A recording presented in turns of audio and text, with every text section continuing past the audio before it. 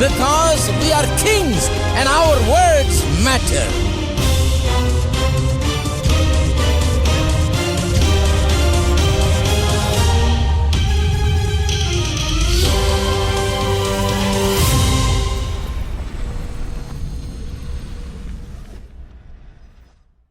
கர்த்தர் நல்லவர், ருசித்து பாருங்கள்.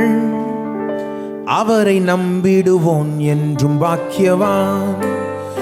கர்த்தர் நல்லவர், கீர்த்தனம் பண்ணுங்கள். அவரை நம்பிடுவோன் வெட்கமடையா. கர்த்தர் நல்லவர், ருசித்து பாருங்கள். அவரை நம்பிடுவோன் என்றும் பாக்கியவான். நல்லவர், கீர்த்தனம் பண்ணுங்கள். அவரை நம்பிடுவோன் வெட்கமடையா. அக்கிரமங்களை மன்னித்து மறப்பவர், நித்தம் பிராணனை அழிவுக்கு காப்பவர். நன்மையால் வாயை விரும்பி செய்பவர், வாழ வயது போல் வேலை செய்பவர். கர்த்தர் நல்லவர், ருசித்து பாருங்கள். அவரை நம்பிடுவோம் என்று பாக்கியவான். கர்த்தர் நல்லவர், கீர்த்தனம் பண்ணுங்கள். அவரை நம்பிடுவோம் வெட்கமடையா. கர்த்தர் நல்லவர், ருசித்து பாருங்கள். அவரை நம்பிடுவோம் என்று பாக்கியவான். கர்த்தர் நல்லவர், கீர்த்தனம் பண்ணுங்கள். அவரை நம்பிடுவோம் வெட்கமடையா. அப்பம் தண்ணீரை ஆசீர்வதிப்பவர், வியாதியை முற்றும் விலக்கி வைப்பவர். பாதை கூடாரம் அணுகாது காப்பவர், நீண்ட நாட்களால் விரும்பி செய்பவர். கர்த்தர் நல்லவர், ருசித்து பாருங்கள். அவரை நம்பிடுவோம் என்றும் பாக்கியவான். கர்த்தர் நல்லவர், கீர்த்தனம் பண்ணுங்கள். அவரை நம்பிடுவோம் வெட்கமடையா. கர்த்தர் நல்லவர், ருசித்து பாருங்கள். அவரை நம்பிடுவோம் என்றும் பாக்கியவான். கர்த்தர் நல்லவர், கீர்த்தனம் பண்ணுங்கள். அவரை நம்பிடுவோம் வெட்கமடையா. பலத்த கையினால் அற்புதம் செய்தவர், சத்ரு சேனை கலங்கடித்தவர். சிறந்த சமுத்திரம் இரண்டாய் பிளந்தவர், நாளை இழந்து கண்ணீரை தந்தவர். கர்த்தர் நல்லவர், ருசித்து பாருங்கள். அவரை நம்பிடுவோம் என்று பாக்கியவான். கர்த்தர் நல்லவர், கீர்த்தனம் பண்ணுங்கள். அவரை நம்பிடுவோம் வெட்கமடையா. கர்த்தர் நல்லவர், ருசித்து பாருங்கள். அவரை நம்பிடுவோம் என்றும் பாக்கியவான். கர்த்தர் நல்லவர், கீர்த்தனம் பண்ணுங்கள். அவரை நம்பிடுவோம் வெட்கமடையா. ஆமை, நம்ம எழுந்தின்று பாடுவோம். கர்த்தரை நம்புகிறவர்கள் என்றும் பாக்கியவான்கள். வெட்கப்பட்டு போக முடியாது. எந்த விஷயத்தில் நம்ம வெட்கப்பட்டு போக விட மாட்டார் கர்த்தர். அவர் நல்லவர், நம்மை ஆசீர்வதிக்க சித்தம் கொள்கிறார். அதில் எந்த சந்தேகமும் கிடையாது, எந்த மாற்றமும் கிடையாது. நம்ம நம்ப வேண்டும். பாருங்க, அவரை நம்பிடுகிறவர்கள் தான் வெட்கப்பட்டு போகிறது கிடையாது. அவரை நம்புகிறவர்கள் தான் பாக்கியவான்கள். நம்புறதெல்லாம் சில நேரம் நம்ம வீக் ஆயிடுறோம். ஆனால் அதுலேயும் நம்ம உதவி செய்ய விரும்புகிறார் கர்த்தர். அவரை நம்புகிற விஷயத்தில் கூட உங்களை பலப்படுத்த விரும்புகிறார். உங்களுக்கு உதவி செய்ய விரும்புகிறார். எத்தனை பேர் நம்புறீங்க? அவரை நம்புறதுக்கு அவரே உதவி செய்வார். அப்பேற்பட்ட கடவுள் தான் நமக்கு. ஆகவே இன்னைக்கு உங்கள் நம்பிக்கை கூட ஒரு தடையாக இருக்க முடியாது. உங்கள் விசுவாசம் கூட, உங்கள் அவிசுவாசம் கூட ஒரு தடையாக இருக்க தேவையில்லை. ஏன்னா உங்கள் அவிசுவாசத்தை நீங்கும்படி அவரால் உதவி செய்ய முடியும். உங்களை வழி நடத்த முடியும். உங்களுக்கு போதிக்க முடியும். ஆகவே இன்னைக்கு அவருடைய உதவியை நாடுவோம். அவருடைய ஆசீர்வாதத்தை தேடுவோம். ஆண்டவரே, நீர் எனக்கு உதவி செய்யும். விசுவாசிக்க நீர் உதவி செய்யும். இந்த அடுத்த பாடல் ஒரு புதிய பாடல். இதை நீங்கள்லாம் சீக்கிரமாக கற்றுக்கொண்டு பாடுவீங்கன்னு நம்புகிறேன். பாடுவோம்.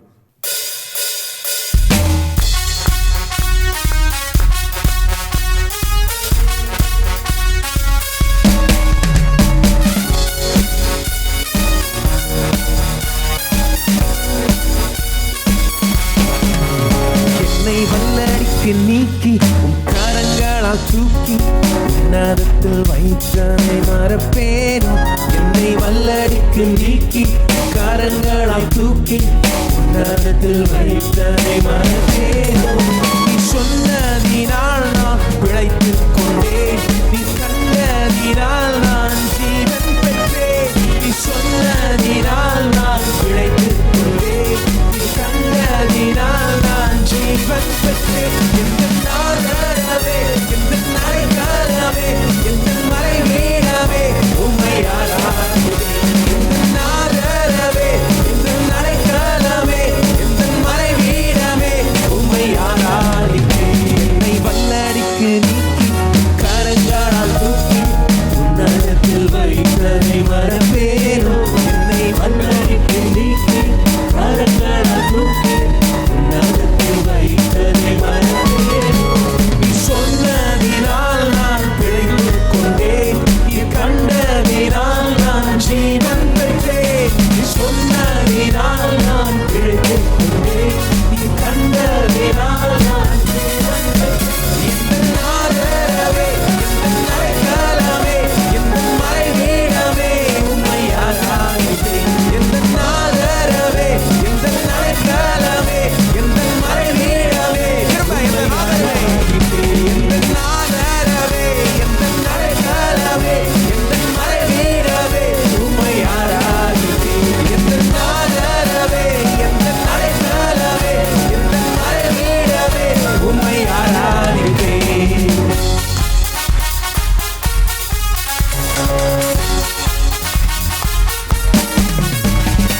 ஆழத்தில் இருந்தென்னை தூக்கி விட்டீர், உயர்வான தளங்களில் நிறுத்தி வைத்தீர். ஆழத்தில் இருந்தென்னை தூக்கி விட்டீர், உயர்வான ஸ்தலங்களில் நிறுத்தி வைத்தீர். எதிரான யோசனை அதமாக்கினேன், உந்தன் யோசனை நிறைவேற்றினேன். எதிரான யோசனை கரமாக்கினீர், உந்தனின் யோசனை நிறைவேற்றினேன். எந்த நாளவே எந்த நடைக்காலவே எந்த மறைவீடமே உம்மை ஆராதிப்பேன். எந்த நாளவே எந்த நடைக்காலவே எந்த மறைவீடமே உம்மை ஆராதிப்பேன்.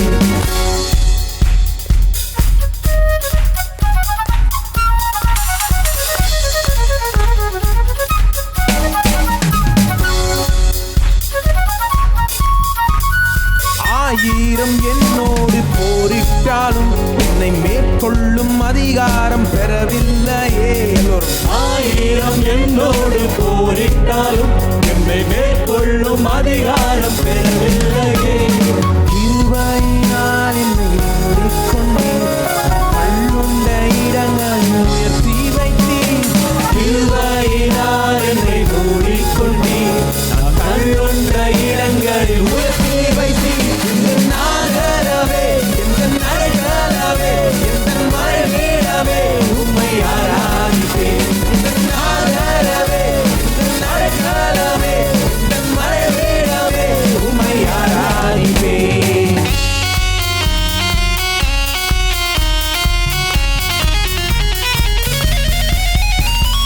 கரடான பாதையில் தூக்கிச் சென்றீர், முள்ளுள்ள இடங்களில் சுமந்து கொண்டீரலோ. கரடான பாதையில் தூக்கி சென்றீர், உள்ளுள்ள இடங்களில் சுமந்து கொண்டீர். எனக்காக குறித்ததை எனக்கு தந்தீர், நீ தந்த தரிசனம் நிறைவேற்றினேன். எனக்காக குறித்ததை எனக்கு தந்தீர், நீ தந்த தரிசனம் நிறைவேற்றினீர். எந்த நாளவே எந்த நடைக்காலவே எந்த மறைவீடமே உம்மை ஆராதிப்பேன். எந்த நாளவே எந்த நடைக்காலவே எந்த மறைவீடமே உம்மை ஆராதிப்பேன்.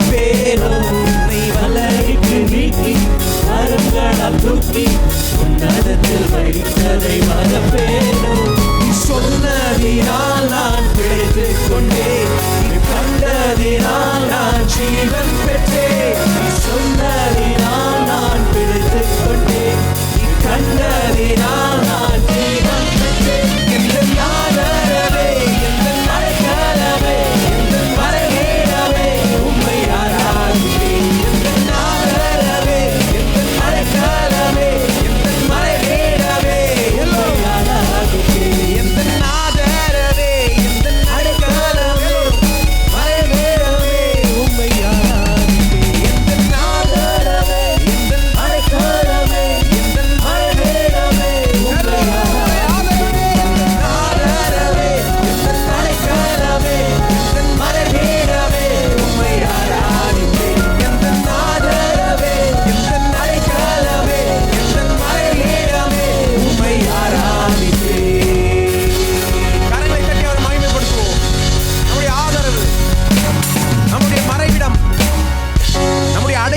நமக்கு எல்லாவற்றிலும் எல்லாமாய் இருக்கிற தேவன் 1000 பாடணும் பாருங்க. என்னோட போரிட்டாலும் என்னை மேற்கொள்ளும் அதிகாரம் பெறவில்லை அவர்களுக்கு இல்லை. 1000 எதிர்ப்புகள் வரலாம், ஆனா உங்களை மேற்கொள்றதுக்கு அதிகாரம் அதுகிட்ட இல்லை. உங்கள்கிட்ட தான் அதிகாரம் இருக்கு. அந்த 1000ஐயும் மேற்கொள்றதுக்கு அதிகாரம் நம்மகிட்ட தான் கொடுத்திருக்கிறார் கர்த்தர். நம்ம பக்கத்தில் இருக்கார், நம்ம பட்சமாய் இருக்கிறார், நமக்காகவே இருக்கிறார். கிருபையினால் என்னை மூடிக்கொண்டீர், நான் தள்ளுண்ட இடங்களில் உயர்த்தி வைத்தீர். நாம செய்ய வேண்டியதெல்லாம் விசுவாசிக்கிறது, அவ்வளவுதான். நம்ம செய்ய வேண்டியதெல்லாம் பிரச்சனைகள் மேல நம்முடைய கண்களை எடுத்து அவர் மேல வைக்கிறது, அவரை நோக்கி பார்க்கிறது. அவர் எவ்வளவு பெரியவர், எவ்வளவு வல்லவர், எவ்வளவு நல்லவர் என்பதை பார்த்து அதையே தியானித்து அந்த எண்ணங்களால் நம்ம மனது நிரம்பும் போது பிரச்சனை ரொம்ப சின்னதாக தெரியும், அதை ஈஸியாக மேற்கொண்டுடலாம். ஓ, தேவன் உங்கள் மனதில் பெருசாக தெரியட்டும், சின்னதாக இல்லை பெருசா உங்கள் மனதை நிரப்பட்டும். ஆண்டவரே, நீர் தான் உண்மையை எங்களுக்கு வெளிப்படுத்துவீராக. நீர் எவ்வளோ பெரியவர், நல்லவர், வல்லவர் என்பதை ஆண்டவரை காண்பியும். ஆண்டவரே, உம்முடைய மகிமையை எங்களுக்கு காண்பியும். ஆண்டவரே, உம்முடைய வல்லமையை வெளிப்படுத்தி காண்பியும். ஆண்டவரே, என் தேவன் பெரியவர், என் தேவன் நல்லவர், என் தேவன் பெரியவர், என் தேவன் நல்லவர்.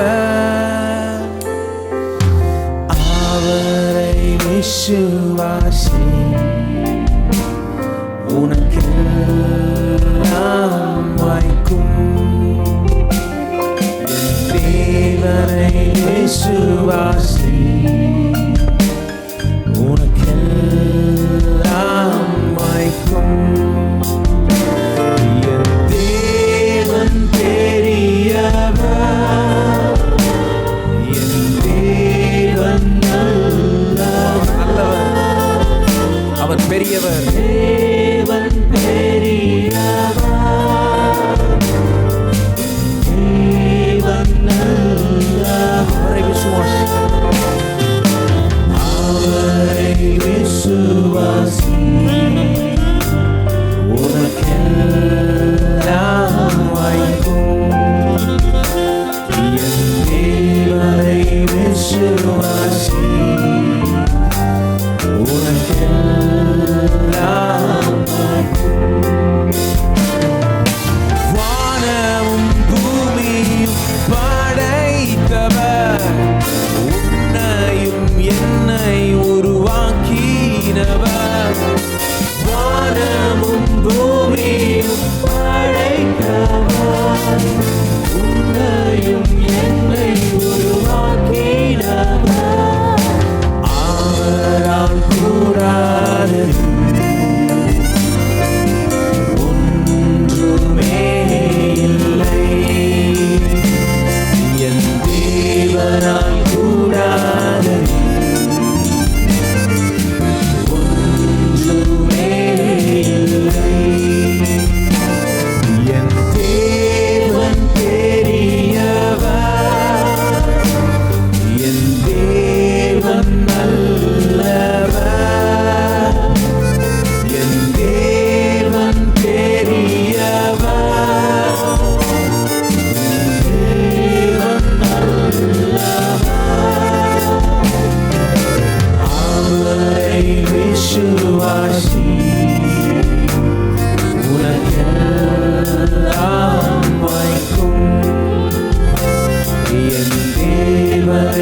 விசுவாசி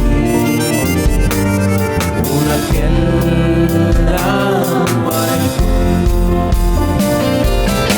உந்தன் நம்பிக்கை வீண் போகாது, நிச்சயமாக கூடி உண்டு.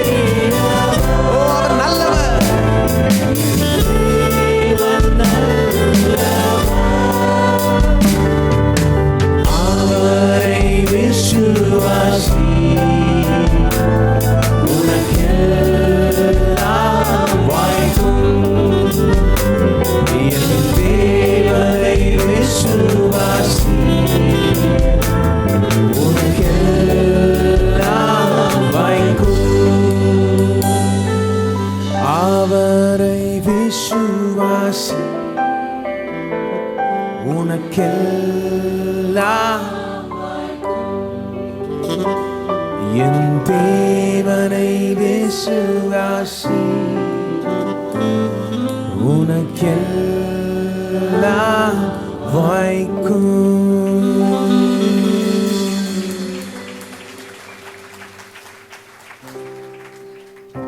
ஓ வாய்க்கும் என்று நம்புகிறோம் ஆண்டவரே. வாய்க்கும் வாய்க்கும், இப்பொழுதே வாய்க்கும், இன்றைக்கு வாய்க்கும், எங்களுக்கு வாய்க்கும், இந்த சபையில வாய்க்கும். எல்லாம் ஒன்றா கூடி வரும், சுகம் வரும், பலன் வரும், ஆரோக்கியம் வரும், ஆசீர்வாதம் வரும், எல்லா காரியங்களும் வாய்க்கும். நம்புகிறோம் ஆண்டவரே, விசுவாசிக்கிறோம். நாங்கள் விசுவாசிக்கும்படி நீர் தான் எங்களை உதவி செய்வீராக. உடைய வல்லமையை பார்க்கும்படி எங்களை விசுவாசிக்க செய்வீராக ஆண்டவரே. கனமகிமைக்கு பாத்திரரே, உம்மை கரமுயர்த்தி போற்றி திருநாமம் புகழ்வோம். கனமகிமைக்கு பாத்திரரே, உம்மை கரமுயர்த்தி போற்றி திருநாமம் புகழ்வோம். வல்லவர், வல்ல செயல்கள் செய்பவர், நீர் நிகரில்லாதவர், நீர் நிகரில்லாதவர். வல்லவர், வல்ல செயல்கள் செய்பவர், நீர் நிகரில்லாதவர்.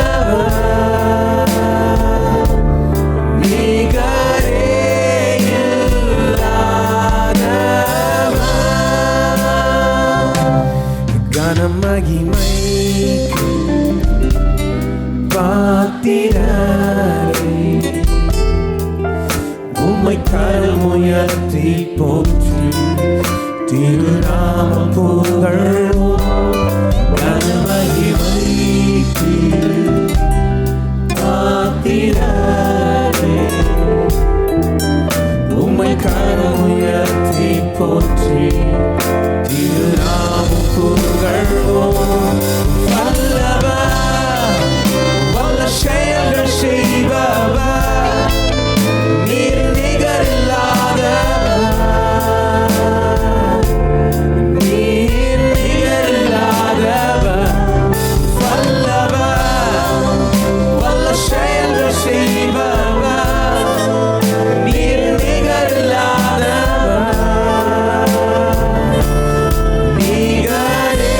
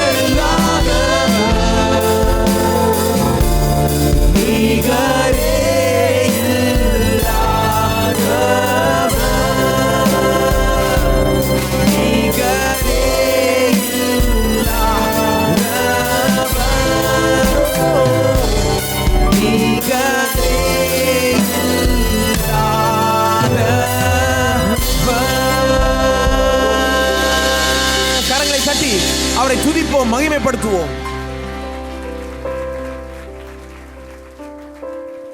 ஹல்லேலூயா.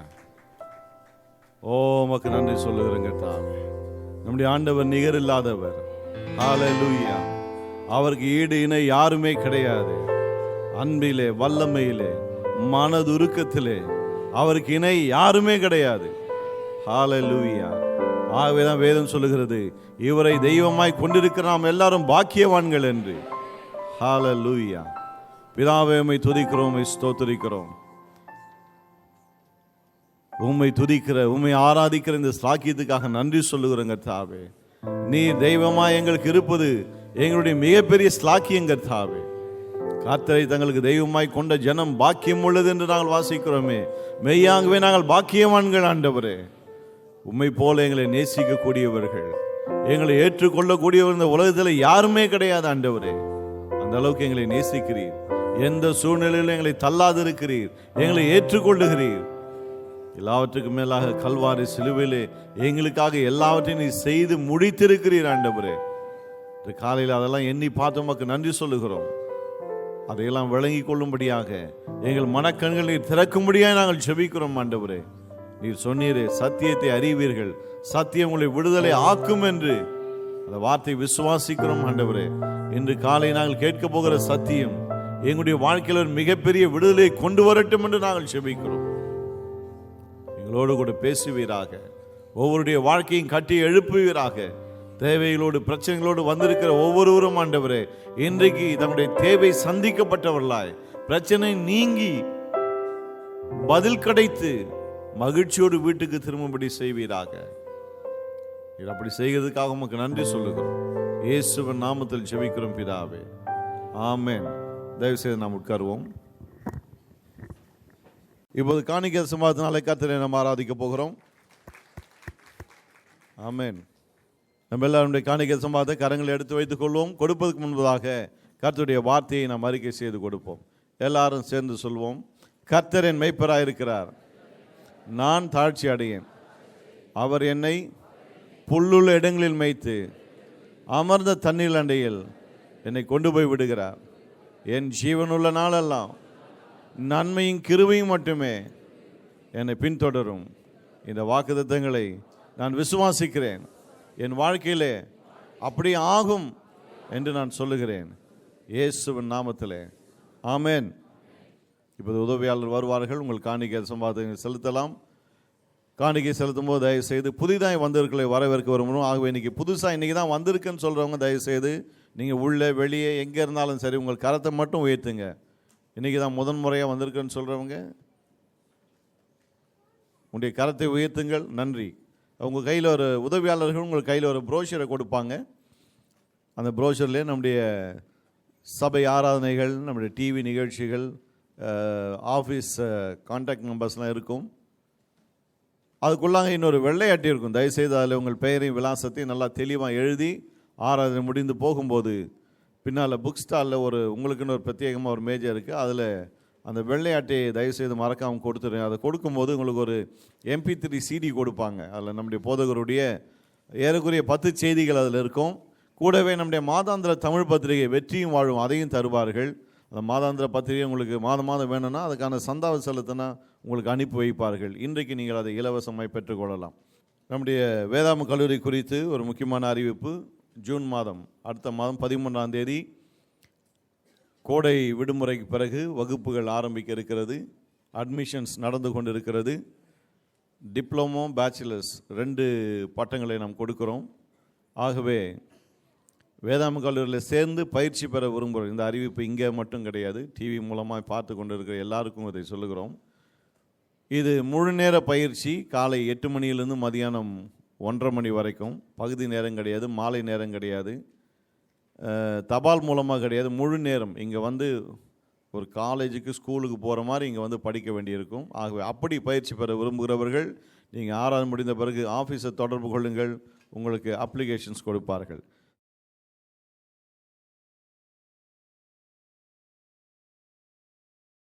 மத்தேயு 8ஆம் அதிகாரம் 2ஆம் வசனம். கடந்த 3 வாரங்களாக தெய்வீக சுகம் என்ற தலைப்பில் போதித்து வருகிறோம். இந்த போதனையுடைய குறிக்கோளே என்னது? நாம் சுகத்தை பெற்றுக்கொள்ள வேண்டும், சுகத்தை பெற்றுக்கொள்ள வேண்டும். அதுதான் இது, அதுக்காக தான் இதை போதிக்கிறோம் பாருங்கள். நீங்கள் சுகம் அடைய வேண்டும், உங்களுடைய குடும்பம் சுகத்தை பெற்றுக்கொள்ள வேண்டும், நீங்கள் ஆரோக்கியத்தில் வாழ வேண்டும். சுகம் பெற்றுக்கொள்கிறது மட்டும் கிடையாது, ஆரோக்கியமாக வாழ வேண்டும், ஹெல்த்தியாக இருக்கணும். அப்போ தான் நம்ம தேவன் நமக்காக வைத்திருக்க நோக்கங்களையும் திட்டங்களையும் நிறைவேற்ற முடியும். இதை குறிக்கோள் இதை மைண்டில் வைத்து தான் இந்த போதனையை நாம் செய்கிறோம். இந்த குறிக்கோள் இது மைண்டில் வச்சு தான் இன்றைக்கி நாம் பார்க்க போகிற விஷயத்தையும் பார்க்க போகிறோம். பாருங்கள், இன்றைக்கி என்ன பார்க்க போகிறோன்னா, இயேசு இந்த பூலோக வாழ்க்கையில் வாழ்ந்தபோது அவர் செய்த சுகமாக்கும் ஊழியம், அவருடைய சுகமாக்கும் ஊழியம். ஏன் இதை பார்க்க போகிறோம் இன்றைக்கி? ஏனென்றால் பாருங்கள், இன்றைக்கி இந்த சத்தியத்தை எடுத்துக்கிட்டால் தேவன் உங்களை சுகமாக்குவார், குணமாக்குவார்னு ஜனங்கள்கிட்ட சொன்னால் இதை பற்றி நிறைய சந்தேகங்கள் இருக்குது ஜனங்கள்கிட்ட. பல விதமான சந்தேகங்கள் கிறிஸ்தவர்களுக்கு இருக்குது. உண்மையிலே என்ன சுகமாக்குவாரா? இன்றைக்கி கூட சுகமாக்குவாரா? அல்லது இது அன்னிக் கதையா? முன்னேதோ யாருக்கோ நடந்த கதையா? இயேசுவின் காலத்தில், புதிய ஏற்பாட்டு எழுதப்பட்ட காலத்தில் அந்த அப்போஸ்தலர்கள் அவங்க அங்கே அன்றைக்கி நடந்த கதையா? இன்றைக்கும் நடக்குமா? இந்த மாதிரி கேள்விகள்லாம் இருக்குது பாருங்கள். இந்த சில பேர் சொல்லுவாங்க, அங்கே ஒருத்தர் நம்பினார், அறிக்கை செஞ்சார், அவருக்கு ஒன்றுமே ஆகலையே, அவருக்கு என்ன சொல்கிறீங்க, அதை பற்றி என்ன சொல்கிறீங்க? அப்புறம் சில பேர் சொல்லுவாங்க, இந்த ஒரு வசனம் பாருங்கள், இங்கே இப்படி ஒரு வசனம் சொல்லுது, அங்கே அப்படி ஒரு வசனம், ஏதாவது ஒன்று சொல்லி, அதாவது சந்தேகங்கள் பல்வேறு விதங்களில் வருகிறது. இந்த சந்தேகங்கள் இருக்கும்போது என்ன நடக்குது? நம்முடைய விசுவாசத்தை அது பாதிக்கிறது. விசுவாசத்தை பாதிக்கும்போது, விசுவாசம் அங்கே பாதிக்கப்படும் போது தேவனிடத்திலிருந்து எதையும் பெற்றுக்கொள்ள முடியாது. அது அப்படி தான், உங்களுக்கே தெரியும். விசுவாசம் இல்லைன்னா, விசுவாசம் பாதிக்கப்படும் போது தேவனிடத்திலிருந்து எதையும் பெற்றுக்கொள்ள முடியாது, சுகத்தையும் பெற்றுக்கொள்ள முடியாது. ஆகவே இந்த சந்தேகங்கள் நீங்க வேண்டும், விசுவாசம் வர வேண்டும், அப்போ தான் சுகத்தை பெற்றுக்கொள்ள வேண்டும். இந்த சந்தேகங்கள் நீங்கிறதுக்கு மிக சிறந்த வழி என்னன்னு நான் நம்புகிறேன். இந்த குறிப்பிட்ட சப்ஜெக்ட் இல்லை சந்தேகம் இருந்தால், டிவைன் ஹீலிங்கில் சந்தேகம் இருந்தால் அது எப்படி நீக்கிறது?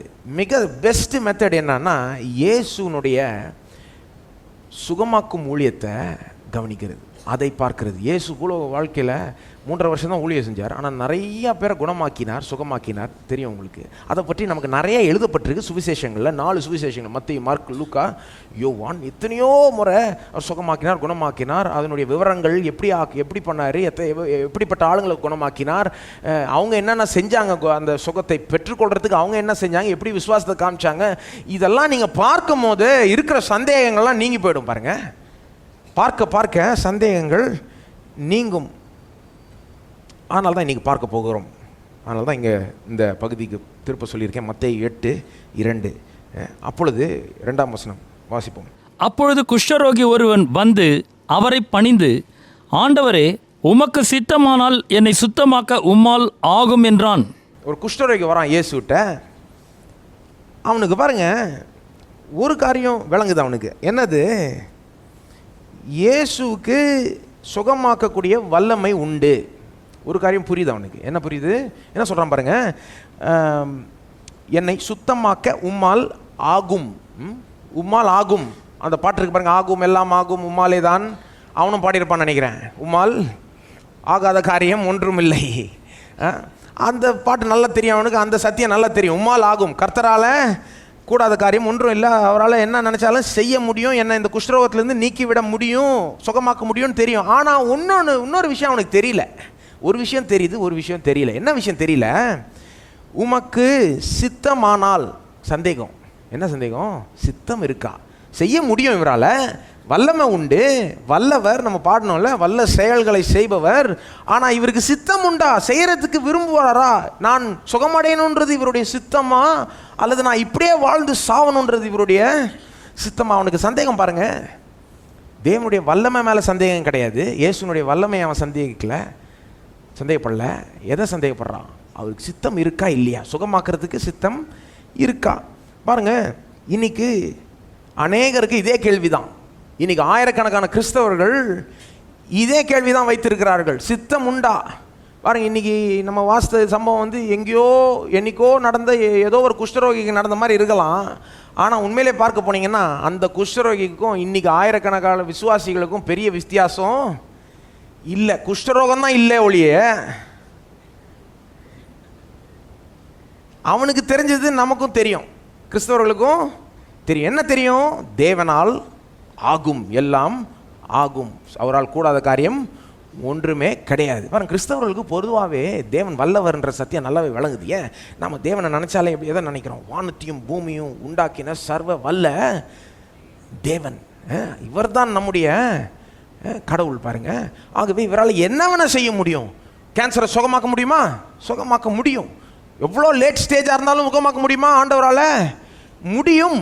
அதில் பாருங்கள், கிறிஸ்தவர்களுக்கு அவ்வளோ ஒன்றும் சந்தேகம் இருக்குன்னு சொல்ல முடியாது. எங்கே சந்தேகம்? இவனுக்கு சந்தேகம் இருக்கும் பாருங்கள், அதே பாயிண்டில் தான் நமக்கும் சந்தேகம். கிறிஸ்தவர்களுக்கும் இதே பாயிண்டில் தான் சந்தேகம். அவருக்கு சித்தம் உண்டா? அங்கே தான் கேள்வி, அங்கே தான் சந்தேகம். செய்ய முடியும் அவரால் நினச்சா, ஆனால் செய்ய விரும்புகிறாரா? அவருக்கு சித்தம் உண்டா? இந்த ஒரு சந்தேகம் வந்து பாருங்கள், இன்றைக்கி ஜனங்களை, ஆயிரக்கணக்கான ஜனங்களை அவர்கள் சுகம் பெறாதபடிக்கு தடுத்து நிறுத்துது. இந்த ஒரு சந்தேகம், இந்த ஒரு சந்தேகம். ஆகவே இந்த சந்தேகத்தை நம்ம இன்னைக்கு பார்க்க போகிறோம். இந்த கேள்விக்கான பதிலை நாம் இயேசுனுடைய இந்த சுகமாக்கும் ஊழியத்தில் காணப்போகிறோம். இந்த ஒரு சந்தேகம் பாருங்க, அவங்களுடைய ஜெபத்தை அஃபெக்ட் பண்ணுது. இன்னைக்கு ஆயிரக்கணக்கான கிறிஸ்தவர்கள் எப்படி ஜெபிக்கிறாங்க? ஆண்டவரே, உமக்கு சித்தமானால் என்னை, இவனை மாதிரியே தான், என்னை சுகமாக்கும். இன்னும் கேட்டால் சில பிரசங்கியார்களே எப்படி ஜெபிக்கிறாங்க பார்த்துருக்கீங்களா? சில பேர் ஆஸ்பத்திரிக்கு போய் வியாதிப்பட்டவங்களுக்கு எப்படி ஜெபிப்பாங்க? ஆண்டவரே, உமக்கு சித்தமானால் இவர்களை சொஸ்தமாக்குவீராக, இவர்களை குணமாக்குவீராக. உமக்கு சித்தம் இல்லைன்னா அப்படி சொல்ல மாட்டாங்க. எப்படி சொல்லுவாங்கன்னா, இல்லைன்னா உங்களுடைய சித்தமே ஆக கடவுது அப்படின்வாங்க. அப்படின்னா என்ன அர்த்தம்? நீர் விரும்புறீங்கன்னா இவங்க சுகமாகட்டும், அப்படி இல்லைன்னா சித்தமே ஆக கடவுதுன்னா என்ன அர்த்தம்? சொல்லாமலே ஏதோ ஒன்று சொல்ல வராங்க. இந்த மாதிரி ஆசாமிகளை ஜெபம் பண்ணுறதோட ஜெபம் பண்ணாமல் குவைட்டாக இருந்தாலே பெட்டர். ஆனால் இப்படி தான் ஜெபம் நடக்குது. ஆயிரக்கணக்கான தேவ மனிதர்களே இப்படி ஜெபம் பண்ணுறாங்க. ஏன்னா அவங்களுக்கு உண்மையிலே தெரியல. பாருங்கள், சந்தேகம். இவன் சுகமாகிறது தேவனுடைய சித்தமா இல்லையான்னு அதில் சந்தேகம்.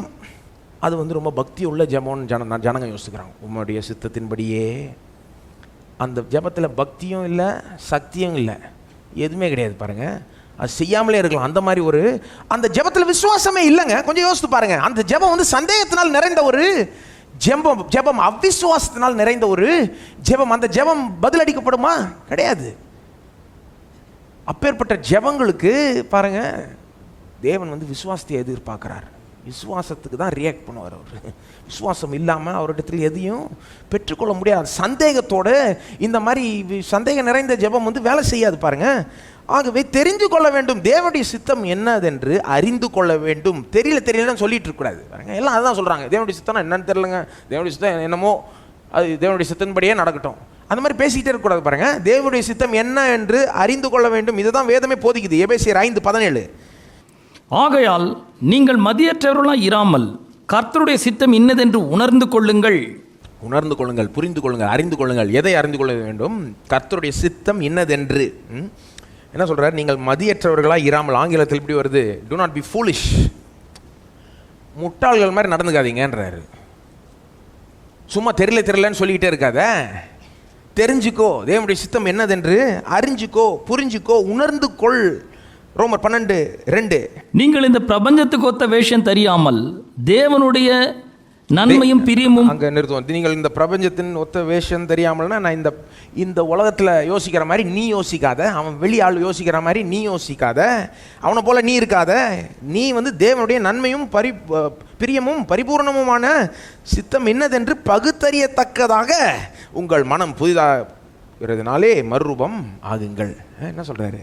அவனை மாதிரி இருக்காத. எப்படி இரு? நீ மனம் புதிதாக வேண்டும், மறுரூபமாக வேண்டும். ஏன் மனம் புதிதாக வேண்டும்? ஏன் மறுரூபமாக வேண்டும்? ஏனென்றால் தேவனுடைய நன்மையும் பிரியமும் பூரணமான சித்தம் என்னது என்று பகுத்தறிய வேண்டும். நீனு சும்மா தெரியலன்னு சொல்லிட்டு இருக்காத. தேவனுடைய பூரண சித்தம் தெரியலன்னு சொல்லிட்டு இருக்காத. அந்த எக்ஸ்கியூஸு ஏற்றுக்கொள்ள மாட்டார் தேவன். அது நீ பகுத்தறிய கற்றுக்கொள்ள வேண்டும்ன்றார் பவுல். தெரியலன்னு சொல்லிட்டு இருக்காத, கற்றுக்கொள், வளரு, கிறிஸ்தவ வாழ்க்கையில் வளரு, சித்தத்தை அறிந்துக்கிற அளவுக்கு வளரு அப்படின்றார். பாருங்க, ஆகவே நம்ம வளர வேண்டும், தெரிந்து கொள்ள வேண்டும். பாருங்க, சில காரியங்களில் வேதத்திலிருந்து ஈஸியாக தெரிந்து கொள்ளலாம். தேவனுடைய சித்தம் என்னதென்று ஈஸியாக தெரிஞ்சுக்கலாம். பாரு, சில காரியங்கள் வந்து தேவனுடைய சித்தம் என்னதென்று தெரிந்து கொள்வது கொஞ்சம் கஷ்டம். எனக்கு புரியுது. அதாவது தேவனுடைய சித்தம்னு சொன்னால் எப்படி நம்ம யோசிப்பாங்க ஜனங்க? பொதுவாக என்ன வேலை எடுக்கிறது, யாரை கல்யாணம் பண்ணுறது, மைண்ட் இப்படி தான் ஓடும் டப்புன்னு. எனக்கு தெரியும் பாருங்கள், யாரை கல்யாணம் பண்ணுறதுன்னு தேவனுடைய சித்தத்தை அறிந்து கொள்வது அவ்வளோ ஈஸி இல்லை. ஏன்னா அப்படி ஒரு வசனத்தை நீங்கள் பார்க்க மாட்டீங்க. இன்னார கல்யாணம் பண்ணுன்னு ஒரு வசனம் இங்கே இல்லை. சில பேர் தேடி என்னமோ எடுக்கிறாங்க, ஆனால் அப்படி ஒன்றும் இல்லை. சில ப்ராட் கைட்லைன்ஸ் இருக்குது பாருங்கள். அதாவது அவிஸ்வாசியை கல்யாணம் பண்ணாதேன்னு வேதம் திட்டம் தெளிவாக சொல்லுது. ஆனால் யார் எங்கேருந்து வராங்க அதெல்லாம் ஒன்றும் சொல்கிறது கிடையாது பாருங்கள். ஆகவே எனக்கு புரியுது, அந்த மாதிரி விஷயத்தில் தேவனுடைய விஷயத்தை அறிந்து கொள்வது கொஞ்சம் கஷ்டம். அதுக்கு நீங்கள் ஜெபம் பண்ணணும், ஆலோசனை தேடணும், பெரியவங்களை கேட்கணும், இந்த மாதிரி காரியங்கள்லாம் செஞ்சு அதன் மூலமாக தேவனுடைய சித்தத்தை அறிந்து கொள்ள அங்கேயும் அறிந்து கொள்ள வேண்டும். ஆனால் சில காரியங்கள் ரொம்ப ஈஸியாக அறிந்து கொள்ளலாம். ஜெபம் பண்ண தேவையில்ல, யாரையும் கேட்க தேவையில்ல, ஒன்றும் பண்ண தேவையில்ல. வசனத்தை வாசித்தாலே புரிஞ்சிடும் பாருங்க. உதாரணத்துக்கு 1 தெசலோனியர் 5:17 உதாரணத்துக்கு பாருங்க. ஜெபம் தேவனுடைய சித்தமா இல்லையா? இது யாராவது நீங்கள் போய் கேட்கணுமா? இதுக்கு ஒரு ஜெபம் பண்ணணுமா? ஆண்டவரே ஜெபம் முடிய சித்தமா? கிடையாது. தேவன் சொல்றார் 1 தெசலோனிக்கர் 5:17 இடைவிடாமல் ஜெபம் பண்ணுங்கள். ஆண்டவரே நான் இன்னும் அதிகமாக ஜெபம் பண்ணுமா? இதுதான் உங்களுடைய சித்தமா? இதுதான் நீர் விரும்புகிறீரான்னு கேட்டால் தெரிஞ்சுக்கணும். இதை சில பேருக்கு அந்த டவுட் இருக்குது. நான் ஜெபம் பண்ணுறது பத்தலையோ, இன்னும் அதிகமாக ஜெபம் பண்ணணும்னு கர்த்தர் விரும்புகிறாரா? இதுதான் அவருடைய சித்தமா? ஆமாம், இதுதான் அவருடைய சித்தம். எப்படி தெரியும்? ஒரு தூதன் வந்து சொல்ல தேவையில்ல, சொப்பனத்தில் நம்ம பார்க்க தேவையில்ல, வேதம் சொல்லுது. இடைவிடாமல், யாரும் இடைவிடாமல் ஜெபம் பண்ணுறது இல்லை. அதனால் கண்டிப்பாக எல்லாருமே இன்னும் அதிகமாக ஜெபம் பண்ணுறது தான் தேவனுடைய சித்தம். அந்த வசனத்தை சொல்லுது பாருங்கள், எல்லாவற்றிலேயும் ஸ்தோத்திரம் செய்யுங்கள். எந்த சூழ்நிலையாக இருந்தாலும் ஸ்தோத்திரம் செய். அப்போது யாராவது ஏதாவது சூழ்நிலையில் முணங்குறாங்கன்னு வைங்க, முறுமுறுக்கிறார்கள்னு வைங்க, அது தேவனுடைய சித்தமா இல்லையா? இல்லை. இதை வந்து யார்ட்டையும் கேட்க தேவையில்ல, இதை ஜெபிச்சு கற்றுக்கொள்ள தேவையில்ல, வாஸ்தா புரிஞ்சிடும் பாருங்க. தேவனுடைய சித்தம் என்னதுன்னு சில விஷயங்கள் தெளிவாக எழுதியிருக்கு. எல்லாவற்றிலும் ஸ்தோத்திரம் செய்யுங்கள், அப்படி செய்வதே கிறிஸ்து இயேசுவுக்குள் உங்களை குறித்து தேவனுடைய சித்தமாக இருக்குது. இதை போலதான் சுகம். சுகம் வந்து ஒரு கஷ்டமான ஒரு விஷயம் கிடையாது. அதாவது இந்த விஷயத்தில் தேவனுடைய சித்தத்தை அறிந்து கொள்ளவே முடியாது, இது கஷ்டப்பட்டு அறிந்து கொள்ளணும் அப்படி கிடையாது. இது ஈஸியாக தெரிந்து கொள்ளலாம். தேவனுடைய சித்தமா இல்லையா? சுகமாகிறது தேவனுடைய சித்தமா இல்லையா? நீங்கள் சுகமாகிறது தேவனுடைய சித்தமா இல்லையா? அதை தான் இன்றைக்கி பார்த்து கொண்டு இருக்கிறோம் பாருங்க. இந்த குஷ்டரோகி அதை தான் கேட்குறான். இயேசு அவனுக்கு பதில் அளிக்கிறார். அந்த பகுதியை போங்க, மத்தேயு 8:3 இயேசு அவனுக்கு பதில் அளிக்கிறார். இயேசு தமது கையை நீட்டி அவன் கேட்குறான், உமக்கு சித்தமானால் என்னை சுத்தமாக்க உம்மால் ஆகும் என்றது. அது சொன்ன பிறகு இயேசு தமது கையை நீட்டி அவனை தொட்டு, கவனிக்க வேண்டும், அவர் தொடர்றது லேசான விஷயம் கிடையாது பாருங்க. யாரை தொடுறாரு? குஷ்டரோகியை தொடுறாரு. அந்த காலத்தில் குஷ்டரோகம்னா அது ஒரு பெரிய விஷயம், இன்றைக்கி மாதிரி கிடையாது. குஷ்டரோகம் வந்து தொடர்றதுனால பரவும்னு நம்பினார்கள். ஆகவே குஷ்டரோகிகள் ஜனங்க கிட்டே வரமாட்டாங்க பாருங்கள், ஊருக்குள்ளே வரமாட்டாங்க. ஊருக்கு வெளியில் அவங்களுக்கு ஒரு தனி இடம் கொடுத்து நீ அங்கேயே இருந்தாங்க. நீ சப்போஸ் யாராவது கிட்ட நெருங்குனா கூச்சல் போட்டுக்கிட்டே நெருங்கணுமா? எப்படி? தீட்டு அசுத்தம்னு கத்திக்கிட்டே வரணுமா? அப்படின்னா அதை கேட்குறவங்க தூரம் போயிடுவாங்க. அப்படி தான் குஷ்டரோகிகள் வாழ்ந்தாருங்க அந்த காலத்தில் பாருங்கள். ரொம்ப ஒரு கொடுமையான ஒரு வாழ்க்கை. அவங்களுக்கு அந்த வியாதி, அந்த வலி, அந்த பாருங்கள், வியாதினால் அந்த சரீர பிரகாரமான பிரச்சனைகள் இருக்கிறது மட்டும் கிடையாது, சமுதாயமே அவங்கள புறக்கணித்தது. இப்படிப்பட்ட வாழ்க்கையை தான் அவன் வாழ்ந்துட்டு இருந்தான் அந்த குஷ்டரோகி. யாருமே அவனை தொட்டிருக்க மாட்டாங்க. குஷ்டரோகம் இல்லாதவங்க இது வரைக்கும் யாரும் அவனை தொட்டிருக்கவே மாட்டாங்க. இங்கே வந்து அவன் சந்தேகத்தோடு வரான். நான் நினைக்கிறேன் இயேசுவிட்டிருந்து கொஞ்சம் தூரமாக நின்றுப்பான்னு நினைக்கிறேன். ஆண்டவரே உமக்கு சித்தம் உண்டான்னு கேட்குறான். இயேசு என்ன பண்ணுறாரு? கையை, எப்படி சொல்லுது, கையை நீட்டினா கொஞ்சம் தூரமாக நின்றுருப்பான். அதனால தான் கையை நீட்டி தொட்டோடனே ஒரு மாதிரி ஆகிட்டுருப்பான். ஐயோ என்னப்பா இது சித்தமாக தானே கேட்டேன், தொட்டுட்டாரே இவர், தொட்டா கண்டிப்பாக சித்தன்ற மாதிரி அவனுக்கு புரிஞ்சிட்ருக்கோம். ஆனால் அப்படியே விடல பாருங்கள். இயேசு வாயை திறந்து சொல்கிறாரு, எனக்கு சித்தம் உண்டு. அவன் கேட்ட கேள்விக்கு பதில் அளிக்கிறார். நேரடியாக பதில் சொல்கிறார் பாருங்க. சில பேர் கேள்வி கேட்டால் டபாய்வாங்க, சொல்ல மாட்டாங்க. இப்படி ஒரு கேள்விக்கு வேறு ஏதாவது, நம்ம ஆளுங்க அதில் எக்ஸ்பர்ட்டு, கேள்விக்கு பதில் சொல்லாமலே ஏதாவது ரொம்ப புராணம் பேசிக்கிட்டு இருப்பாங்க. இயேசும் சில நேரம் பாருங்கள், சில இந்த பரிசேயர்கள் வேதபாரர்கள்லாம் கேள்வி கேட்கும்போது அவர் பதில் சொல்ல மாட்டார் நேராக. ஏன்னா அவன் மடக்கிறதுக்குன்னே கேள்வி கேட்குறான். மடக்கிறதுக்குன்னு எவனாவது இயேசுவை கேள்வி கேட்டால் பதில் வராது. கேள்விக்கு கேள்வி தான் அவர் சொல்லுவார். அப்படி தான் அவங்க டீல் பண்ணுவார். ஆனால் இங்கே ஒருத்தன் உண்மையாக கேள்வி கேட்குறான், தெரிஞ்சுக்கணும்னு அவனுக்கு தெரிஞ்சுக்கணும்னு ஆசை. பாருங்க, அவன் கஷ்டப்படுறான், இது அவன் கஷ்டத்துலேருந்து மீளணுமா இல்லையா, இது தேவனுடைய சித்தமா இல்லையான்னு உண்மையாக தெரிஞ்சுக்க விரும்புகிறான். அவன் நேர்மையாக உண்மையாக கேட்குறான். இயேசு வந்து அவனோட விளையாடல, தொடர்றாரு, எனக்கு சித்தம் உண்டு. அவன் கண்ணை பார்த்து சொல்கிறாரு, எனக்கு சித்தம் உண்டு. ஏன் தொடர்றாரு? நிச்சயமாக தெரியணும் அவனுக்கு, எந்த சந்தேகமும்.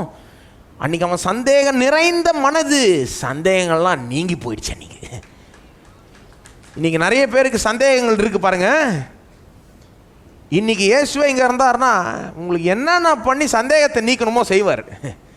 உங்கள் கண்களில் பார்த்து சொல்லுவார், எனக்கு சித்தம் உண்டு. பாருங்க, இது வெறும் அவனுக்கு கொடுத்த பதில் இல்லை, இது நமக்கும் இயேசு தருகிற பதில். வெறும் அன்னைக்கு இயேசு கொடுத்த பதில் இல்லை, நமக்கும் இன்னைக்கு இயேசு தருகிற பதில். இது நமக்காக இன்னைக்கு. பாருங்க, கொஞ்சம் யோசித்து பாருங்க. அன்னைக்கு அவன்கிட்ட இந்த பதிலை கொடுக்குறாரு. ஆனால் ஏன் எழுதப்பட்டிருக்கு, ஏன் ரெக்கார்ட் பண்ணப்பட்டிருக்கு நம்ம பைபிளில்? நாம் வாஸ்து புரிஞ்சுக்கணும்னு தானே ரெக்கார்ட் பண்ணப்பட்டிருக்கு. எத்தனையோ அற்புதங்கள் இயேசு செஞ்சார். யோவான் எழுதின சுவிசேஷத்தில் கடைசி அதிகாரத்தில் கடைசி வசனத்தில் போய் வாசித்தீங்கன்னா யோவான் சொல்கிறார், இயேசு செஞ்ச அற்புதங்கள்லாம் ரெக்கார்ட் பண்ணால் புக்கில் எழுதுனா உலகமே கொள்ளாது, அவ்வளோ புக் எழுத வேண்டியதாக இருக்கும் அப்படின்னு யோவான் சொல்கிறார். அப்போது எல்லாமே ஒன்றும் எழுதப்படல பாருங்க. சில காரியங்களை மட்டும் பரிசுத்த ஆவியானவர் அப்போஸ்தலர்கள் மூலமாக தெரிந்தெடுத்து எழுத வைத்திருக்கிறார். நம்முடைய நலனுக்காக, நம்முடைய பிரயோஜனத்துக்காக நாம் பார்த்து கற்றுக்கொள்ள வேண்டும், சில காரியங்களை புரிந்து கொள்ள வேண்டும். அப்படிதான் இந்த சம்பவம் எழுதப்பட்டிருக்கு, இங்கே ரெக்கார்ட் பண்ணப்பட்டிருக்கு. மத்தேயு 8, லூக் 5:12 இதே சம்பவம் திரும்ப ரெக்கார்ட் பண்ணப்பட்டிருக்கு. ஏன்? நாம் பார்த்து புரிஞ்சுக்கணும். நாம் இதே சந்தேகத்தோடு வாழ்ந்துட்டு இருக்கக்கூடாது. குஷ்டரோகி பாருங்க, சந்தேகம் அவனுக்கு வந்து அன்னைக்கு வரைக்கும் சந்தேகம் இருந்தது, ஆனால் அன்றைக்கி சந்தேகம்லாம் நீங்கிடுச்சு. இன்றைக்கி ஒருவேளை நீங்கள் வந்திருக்கலாம், உங்களுக்கு சந்தேகம் இருக்கலாம், நான் சுகமாகிறது தேவனுடைய சித்தமா இல்லையா, யார் யாரோ என்னென்னமோ சொல்கிறாங்களேங்க. நான் சொல்லுகிறேன், இயேசு இங்கேருந்து உங்களுக்கு பதில் அளித்தார்னா இதே தான் சொல்லுவார், எனக்கு சித்தம் உண்டு, எனக்கு சித்தம் உண்டு. குஷ்டரோகி வந்து கேட்டு தெரிஞ்சுக்க வேண்டியதாக இருந்தது. இயேசுவின் இடத்தில் நேராக போய் கேட்டு தெரிஞ்சு வேண்டியது. நாம் கேட்டு தெரிஞ்சுக்கணும்னு அவசியமே. இதுக்கு ஒரு ஜெபம் பண்ண தேவையில்ல, வாஸ்து தெரிஞ்சுக்கலாம். என்ன பண்ணணும்? வாஸ்து தெரிஞ்சுக்கணும். இயேசு நமக்காக இந்த பதிலை இன்னைக்கு சொல்லுகிறார், உங்களுக்கு எனக்கு சித்தம் உண்டு. எல்லோரும் சொல்லுங்க, சித்தம் உண்டு. இது வெறும் இயேசுனுடைய பதில் இல்லை, இது பிதாவினுடைய பதில் கூட. அடுத்த பாயிண்ட் ரொம்ப முக்கியம் பாருங்க.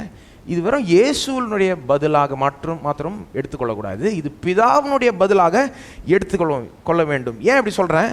இயேசுவே சொன்னார் பாருங்க, என்னை கண்டவன் பிதாவை, நான் வேற மாதிரி பிதா வேற மாதிரின்னு சொல்ல, பிதா எப்படியோ நான் அதே மாதிரி தான். என்னை கண்டவன் ஞாபகம் இருக்கா? இயேசு சொன்னார் பிலிப்பு கிட்ட, யோவான் 14 அதிகாரத்தில் பிலிப்பு கேட்குறான் 8ஆம் வசனத்தில், இயேசுவே நீர் என்னென்னமோ செய்கிறீர், அற்புதங்கள்லாம் செய்கிறீர், என்னென்னமோ போதிக்கிறீர், நல்லா தான் இருக்குது, ஆனால் எங்களுக்கு ஒன்று மட்டும் நீ செய்து கொடுத்தா போதும். என்னது?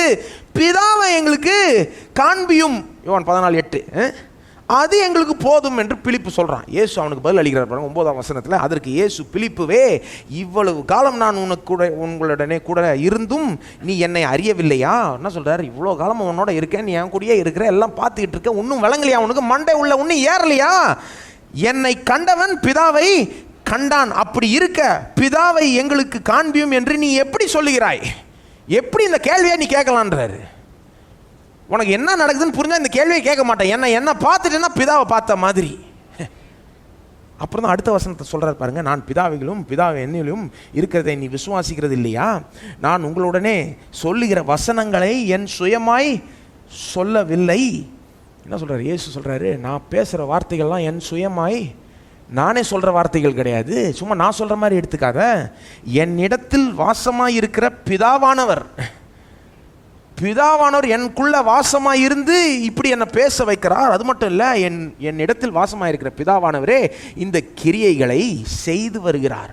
நான் சொல்கிற வார்த்தைகள் மட்டும் கிடையாது, நான் செய்கிற செயல் கூட நான் மட்டும் செய்கிற மாதிரி எடுத்துக்காத, பிதாவை செய்கிறது போல எடுத்து. இன்னொரு வசனம் பாருங்க, யோவான் 12:49. யோவான் 12:49. நான் சுயமாய் பேசவில்லை, நான் பேச வேண்டியது இன்னதென்றும் உபதேசிக்க வேண்டியது இன்னதென்றும் என்னை அனுப்பின பிதாவே எனக்கு கட்டளையிட்டார். எப்படி சொல்கிற பாருங்க, நான் சுயமாக பேசலை, நான் எதையும் நானே யோசித்து பேசலை. நான் பேச வேண்டியது என்னதென்றும் உபதேசிக்க வேண்டியது என்னதென்றும் என்னை அனுப்பின பிதா எனக்கு கட்டளையிட்டபடி தான் நான் பேசுகிறேன். அடுத்த வசனம், அவருடைய கட்டளை நித்திய ஜீவனாய் இருக்கிறது என்று அறிவேன், ஆகையால் நான் பேசுகிறவைகளை பிதா எனக்கு சொன்னபடியே பேசுகிறேன் என்றார். ஏன் நான் பேசுகிறேன்? நான் ஏதோ ஒரு வார்த்தைகளை சொல்கிறேன்னா ஏன் சொல்கிறேன்? பிதா எனக்கு சொன்னபடி சொல்கிறேன். அவர் சொன்னபடியே சொல்கிறேன், வேற விதமாக சொல்ல மாட்டேன். அப்போ கொஞ்சம் யோசித்து பாருங்க. குஷ்டரோகி கேட்குறான், சித்தம் உண்டான்னு. இயேசு சுயமாக ஒரு வார்த்தை கூட பேச மாட்டார். எனக்கு சித்தம் உண்டுன்னு அவர் சொல்லும் போது அது அவருடைய வார்த்தைகள் மட்டும் கிடையாது, அவருக்குள்ள வாசமாய் இருக்கிற பிதாவானவர் அவர் மூலமாய் பேசுகிறார், வெளிப்படுத்துகிறார். பிதா தன்னுடைய இருதயத்தையும் மனதையும் எண்ணத்தையும் வெளிப்படுத்துகிறார். பிதா சுகத்தை பற்றி என்ன நினைக்கிறாருன்னு தெரிஞ்சுக்கொள்ளணுமா நீங்கள் இன்னைக்கு? பிதாவாகிய தேவன் நீங்கள் சுகமடையணுமா இல்லையா? அவர் என்ன நினைக்கிறார் இதை பற்றி? அவருடைய எண்ணங்கள் எப்படி? அவர் சித்தம் கொள்கிறாரா இல்லையா தெரிஞ்சுக்கொள்ளணுமா? பெஸ்ட் மெத்தட் என்ன தெரியுமா? இயேசுவை பார்க்கறது தான். இயேசுவின் மூலமாக பிதாவை பார்க்கறது போல் நீங்கள் வேற யார் மூலமாகவும் பார்க்க. பைபிள்லே பார்த்தீங்கன்னா, பைபிள்லே பாருங்கள், பைபிளில் ஒவ்வொரு பக்கத்துலையும் நீங்கள் பிதாவை பார்க்கலாம். பிதா வெளிப்படுகிறார், விதவிதமாக வெளிப்படுகிறார், சந்தேகமே கிடையாது. நீங்கள் எங்கே அதிகாரம் வாசித்தீங்கனாலும் பிதாவை பற்றி கற்றுக்கொள்ளலாம். ஆனால் இயேசுவுக்கு பைபிளுக்குள்ளேயே ஒரு ஸ்பெஷல் இடம் கொடுக்கப்பட்டிருக்கு. என்ன இது? இயேசுகிட்ட பார்க்குற மாதிரி அவ்வளோ தெளிவாக நீங்கள் வேற எங்கேயும் பிதாவை காண முடியாது. இயேசுவின் மூலமாக பார்க்குற மாதிரி அவ்வளோ பூரணமாக பிதாவை நீங்கள் காண முடியாது. எபிரேயர் 1ஆம் அதிகாரம் ரொம்ப முக்கியம் பாருங்கள். பிதாவை குறித்த இருக்கிறதுலே தெளிவான பூரணமான வெளிப்பாடு பைபிளில் எங்கே பார்க்க முடியும்? இயேசு அவர் சொன்ன வார்த்தைகள், அவர் செஞ்ச செயல்கள், அங்கே தான் பார்க்க முடியும். எபிரேயர் 1:1 வசனம், பூர்வ காலங்களில் பங்கு பங்காகவும் வகை வகையாகவும் தீர்க்கதரிசிகள் மூலமாய் பிதாக்களுக்கு திருவளம் பற்றின, பூர்வ காலங்கள்னா பழைய ஏற்பாட்டு காலங்களை சொல்கிறாரு. பங்கு பங்கா, வகை வகை, பாட்டா, கைண்ட், வேறு வேறு கைண்ட்ஸ், வகை வகையாக தீர்க்கதரிசிகள் மூலமாக பிதாக்களுக்குனா இஸ்ரவேல் மக்களுக்கு, பழைய ஏற்பாட்டு இஸ்ரவேல் மக்களுக்கு திருவளம் பற்றின வெளிப்பட்ட தேவன். பழைய ஏற்பாட்டில் பங்கு பங்கா, பாட்டா, வகை வகையாக வெளிப்படுத்தினாராம் தீர்க்கதரிசி மூலமாக. 2ஆம் வசனம், இந்த கடைசி நாட்களில் குமாரன் மூலமாய் நமக்கு திருவளம் பற்றினார்.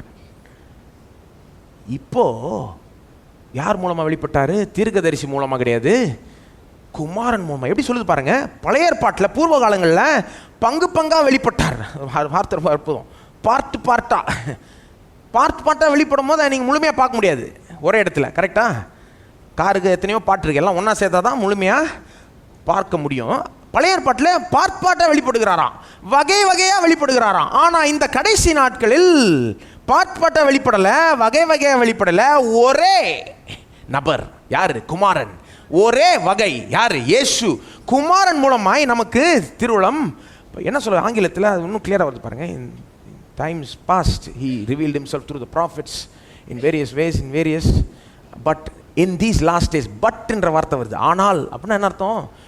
இப்போ குமாரன் வழியாக வெளிப்படுகிறது அதை காட்டிலும் பெட்டர்.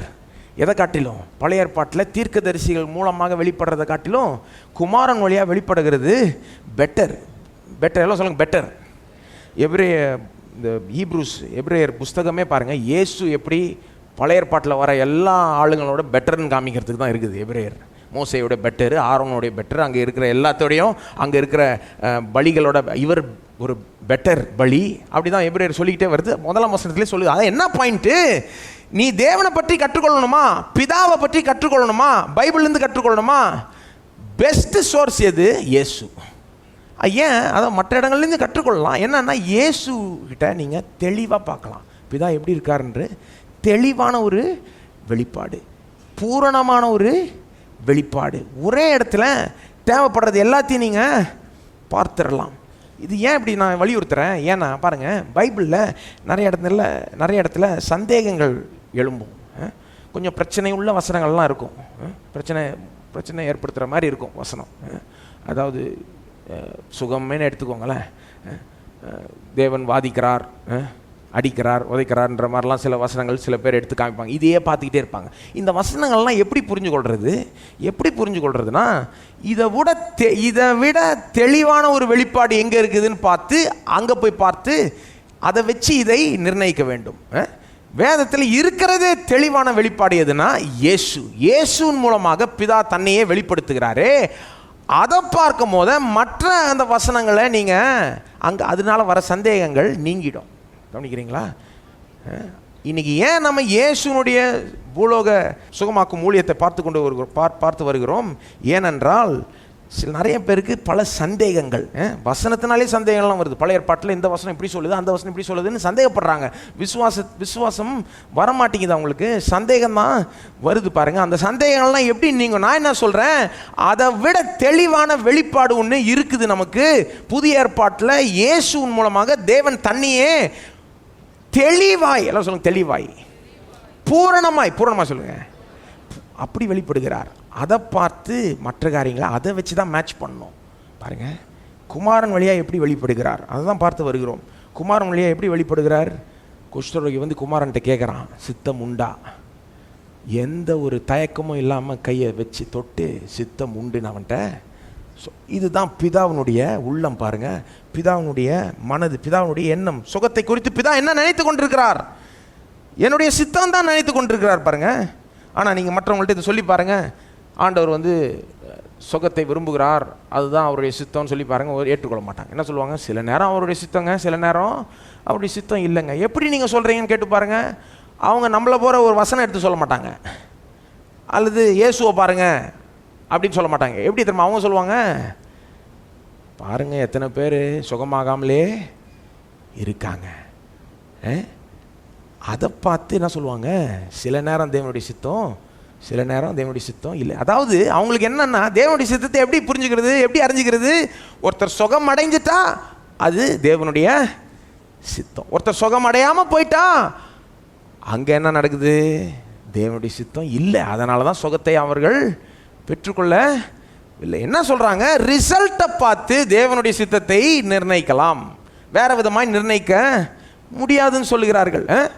சில பேர் சுகம் அடைகிறாங்க. ஏன் சுகம் அடைகிறாங்க? என்ன சொல்கிறாங்க? தேவனுடைய சித்தம், அவங்க சுகம் அடையணுன்றது தேவனுடைய சித்தம், ஆகவே சுகம் அடைகிறார்கள். வேறு சில பேர் சுகம் அடைய மாட்டுறாங்க. அவங்க ஏன் சுகம் அடையாமல் போகிறாங்க? அவங்க சுகம் அடையக்கூடாதுன்றது தான் தேவனுடைய, இப்படி புரிஞ்சுக்கிறாங்க பாருங்கள். ஆனால் அது சரியா? ரிசல்ட்டை வச்சு தேவனுடைய சித்தத்தை நிர்ணயிக்கலாமா? கூடவே கூடாது. என்ன நடக்குதுன்னு பார்த்துட்டு அப்புறம் தேவனுடைய சித்தத்தை நிர்ணயிக்கலாமா? தவறான மெத்தட் பாருங்கள்.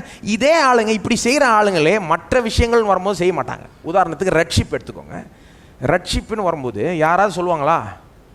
ஒருத்தன் ரட்சிக்கப்பட்டா அவன் ரட்சிக்கப்படுறது தேவனுடைய சித்தம், ஒருத்தன் ரட்சிக்கப்படாமல் போனால் அவன் ரட்சிக்கப்படாமல் நரகம் போகிறது தேவனுடைய சித்தம் யாராவது சொல்லுவாங்களா?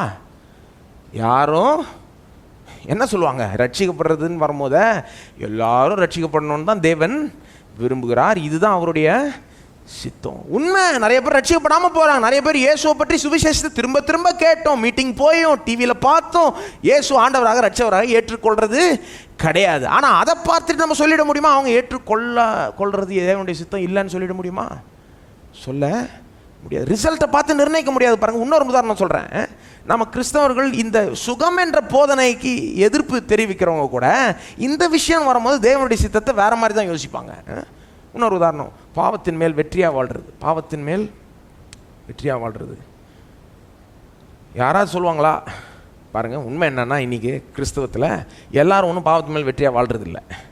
சில பேர் வெற்றியாக வாழ்கிறாங்க, சில பேர் பாவ சோதனைக்கு விழுறாங்க, அதுதானே உண்மை.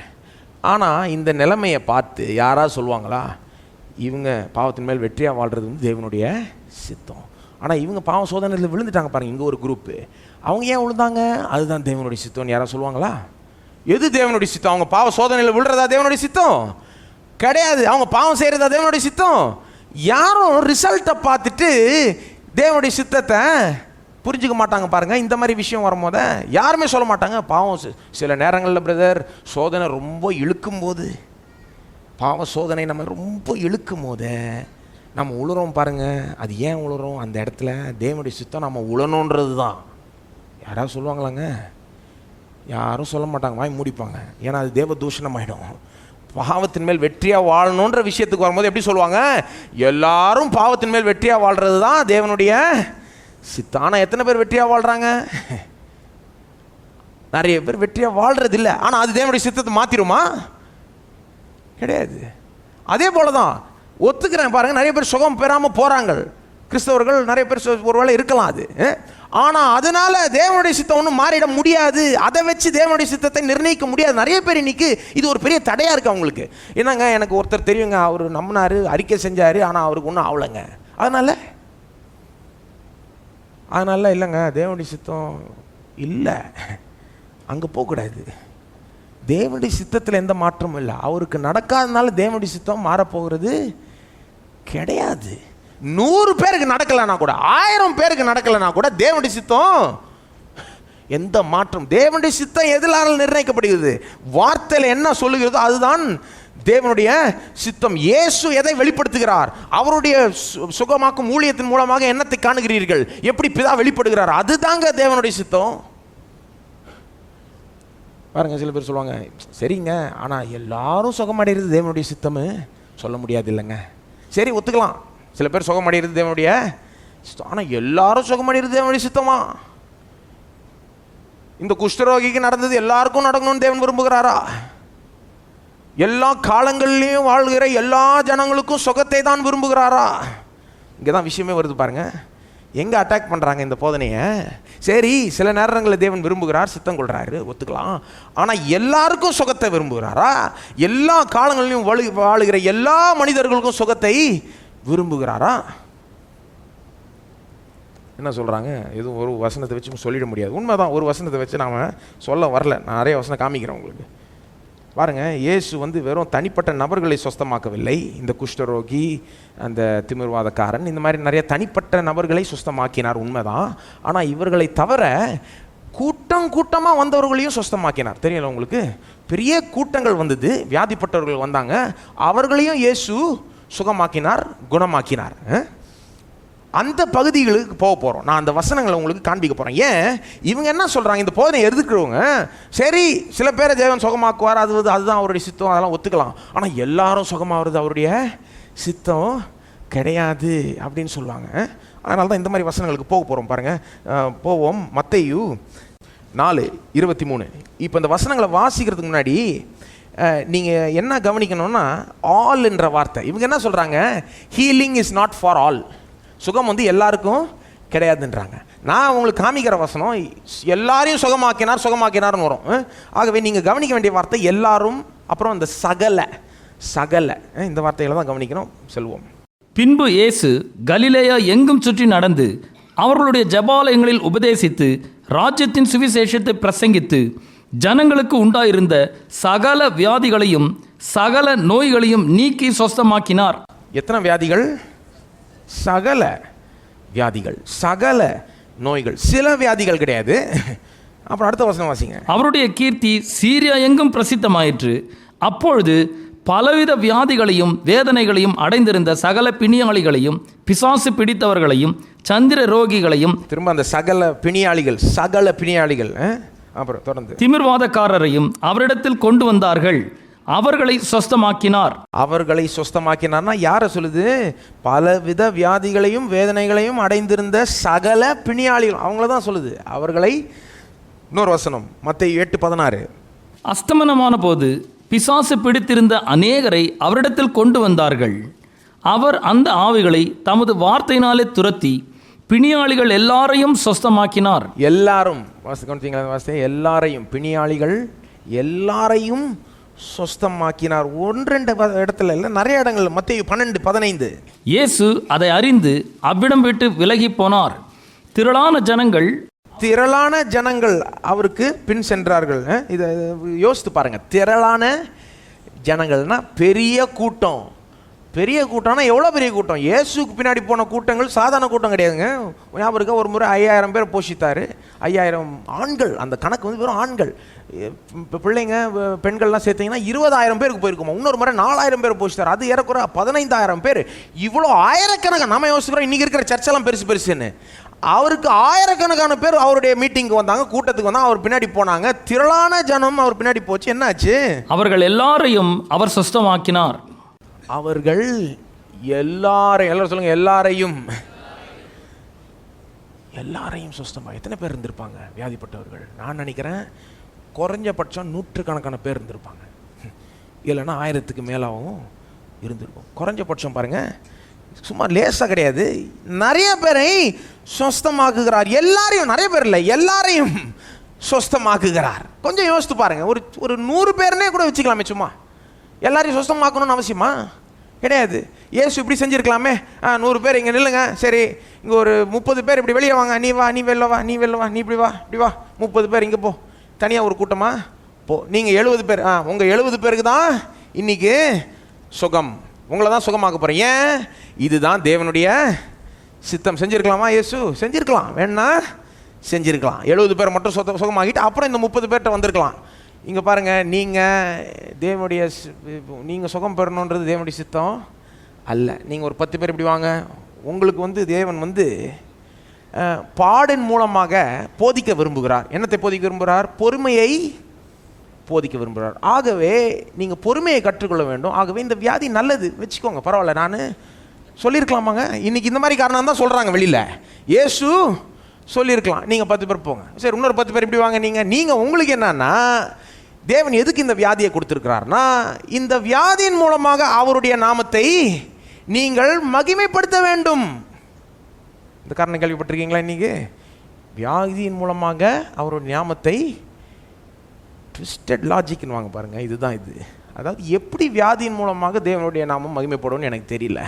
இயேசு அந்த மாதிரி 1-2 வாட்டி சொல்லியிருக்காரு.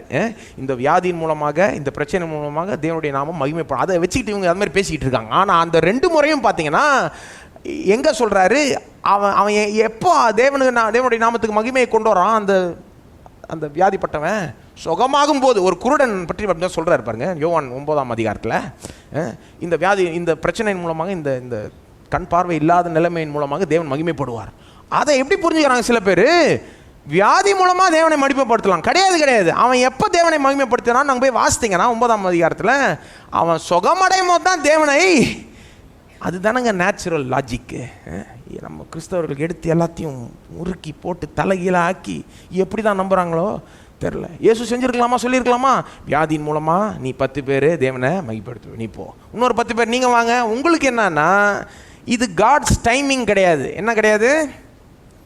இது உன்னுடைய நேரம் கிடையாது, உனக்கு நல்ல நாள் கிடையாது.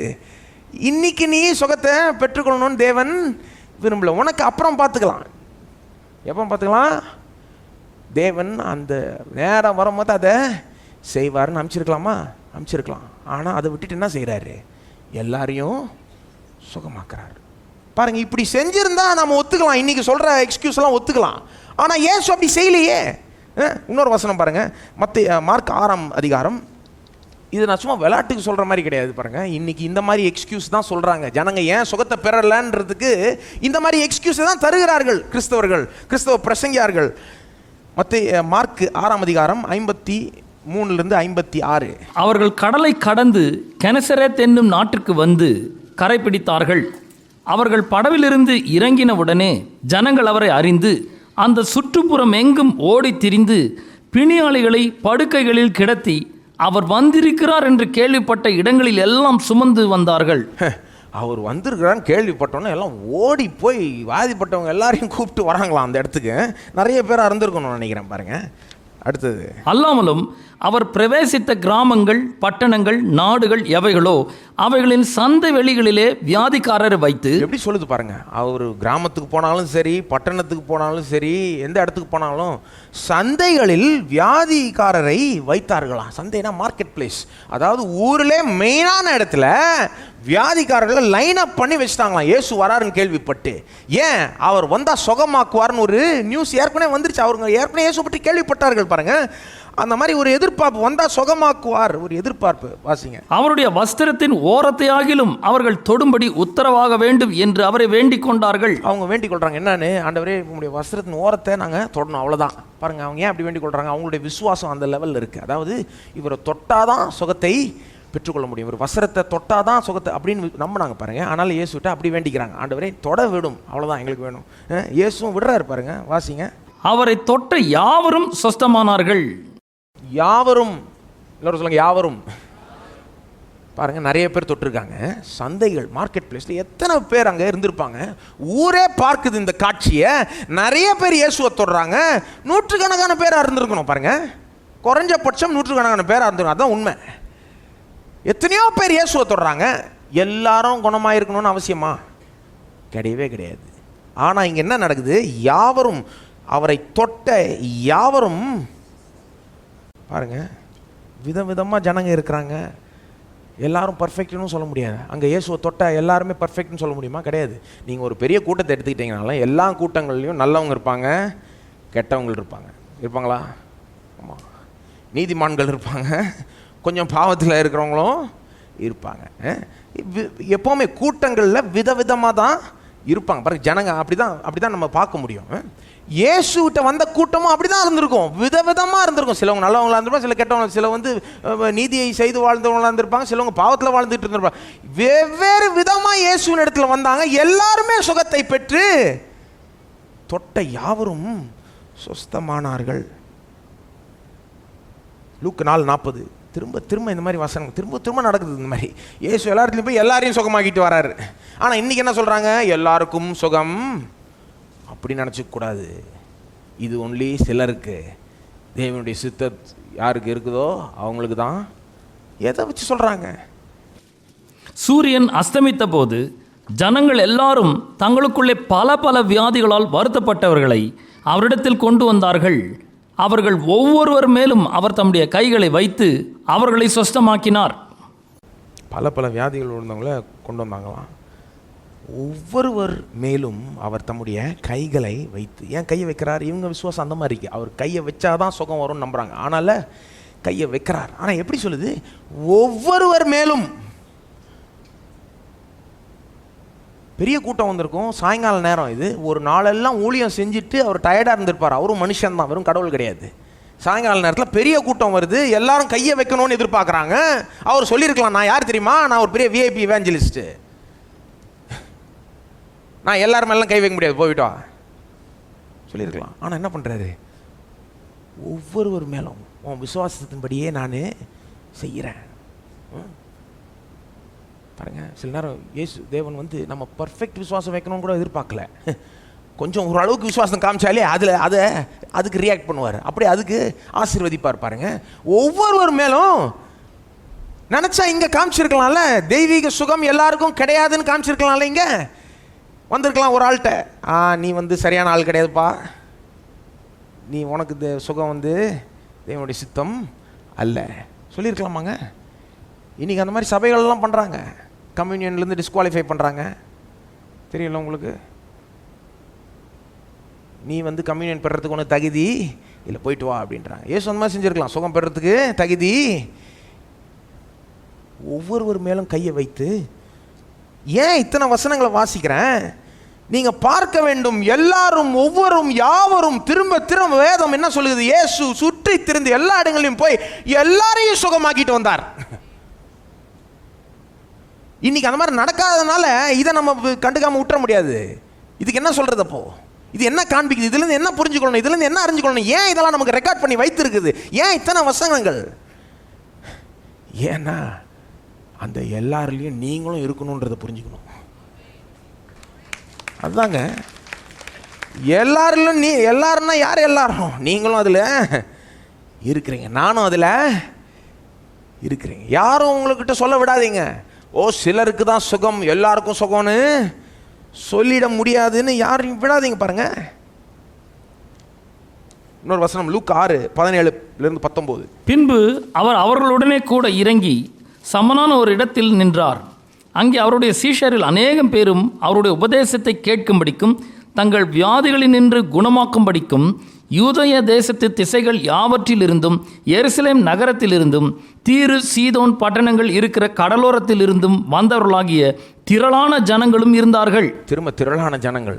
கவனிங்க, அதை எங்கெங்கேருந்து வந்தாங்கன்னு பாருங்கள். யூதயா தேசத்திலிருந்து, எருசலேம் நகரத்திலிருந்து, தீரு சீதோன் பட்டணங்கள், அது வந்து பிரஜாதிகளோட பட்டணங்கள் இருந்து, அந்நிய தேசத்திலிருந்து எல்லாரும் வந்தார்களாம். திரளான ஜனங்கள் இருந்தார்கள். அடுத்த வசனம், அசுத்த ஆவிகளால் பாதிக்கப்பட்டவர்களும் வந்து ஆரோக்கியம் அடைந்தார்கள். அடுத்த வசனம், அவரிடத்திலிருந்து வல்லமை புறப்பட்டு எல்லாரையும் குணமாக்கினபடினாலே ஜனங்கள் யாவரும் அவரை தொடும்படிக்கு வகை தேடினார்கள். ஏன் ஜனங்கள் யாவரும் அவரை தொடும்படி வகை தேடினார்கள்? ஏன் எல்லாரும் தொடணும்னு ஆசைப்பட்டாங்க? ஏன்னா அங்கே எழுதியிருக்கு பாருங்க காரணம், அவரிடத்திலிருந்து வல்லமை புறப்பட்டு எல்லாரையும் குணமாக்கினபடினாலே. ஏற்கனவே இயேசுக்கு ஒரு பேர் ஆயிடுச்சு, ஒரு ரெக்கார்ட் ஆயிடுச்சு. என்ன ரெக்கார்டு? இவர் போனா, ஒரு இடத்துக்கு போனா எல்லாரையும் சுகமாக்கிட்டு வர இவாஞ்சலிஸ்ட் இவர் மற்றவங்க மாதிரி கிடையாது. பாருங்க, யூதர்கள் அற்புதங்கள்லாம் பார்த்தவங்க தான். ஆனால் இயேசுவை பார்த்து அவங்க ஒரு வித்தியாசத்தை பார்த்துட்டாங்க. என்னன்னா, இவர் போகிற இடத்துல எல்லாருமே சுகமடைகிறாங்க. மற்ற மீட்டிங்கில் சிலர் தான் சுகமடைகிறாங்க, சிலர் சுகமடையலாம். ஆனால் இவர் போகிற இடத்துல எல்லாருமே சுகமடைகிறாங்கன்னு சொல்லிட்டு அப்படி ஒரு பேர் உண்டானதுனால ஜனங்கள் யாவரும் அவரை தொடும்படிக்கு வகை தேடினார்கள். எத்தனை பேர்? ஆயிரக்கணக்கான பேர்களாக இருந்திருக்கும். எத்தனை பேருக்கு அன்னைக்கு இயேசு உலகத்தில் ஊழியம் செய்யும் போது சுகமளித்தார், இன்னைக்கு நமக்கு சுகத்தை தரமாட்டாரா? அத்தனை பேருக்கு அன்றைக்கி தந்தார் பாருங்க, எல்லாருக்கும் இன்றைக்கி தரமாட்டாராங்க பாருங்கள். அவங்களுக்கு எல்லாம் தந்துட்டு அவங்கள எல்லாம் சுகமாக்கிட்டு இன்றைக்கி நாம் அவரை கேட்டோம், அவரை விசுவாசிக்கிறோன்னு வைங்க. நம்ம சுகமாக்கலைன்னா என்ன அர்த்தம்? அவர் பாரபட்சம் உள்ளவர், அதான அர்த்தம்.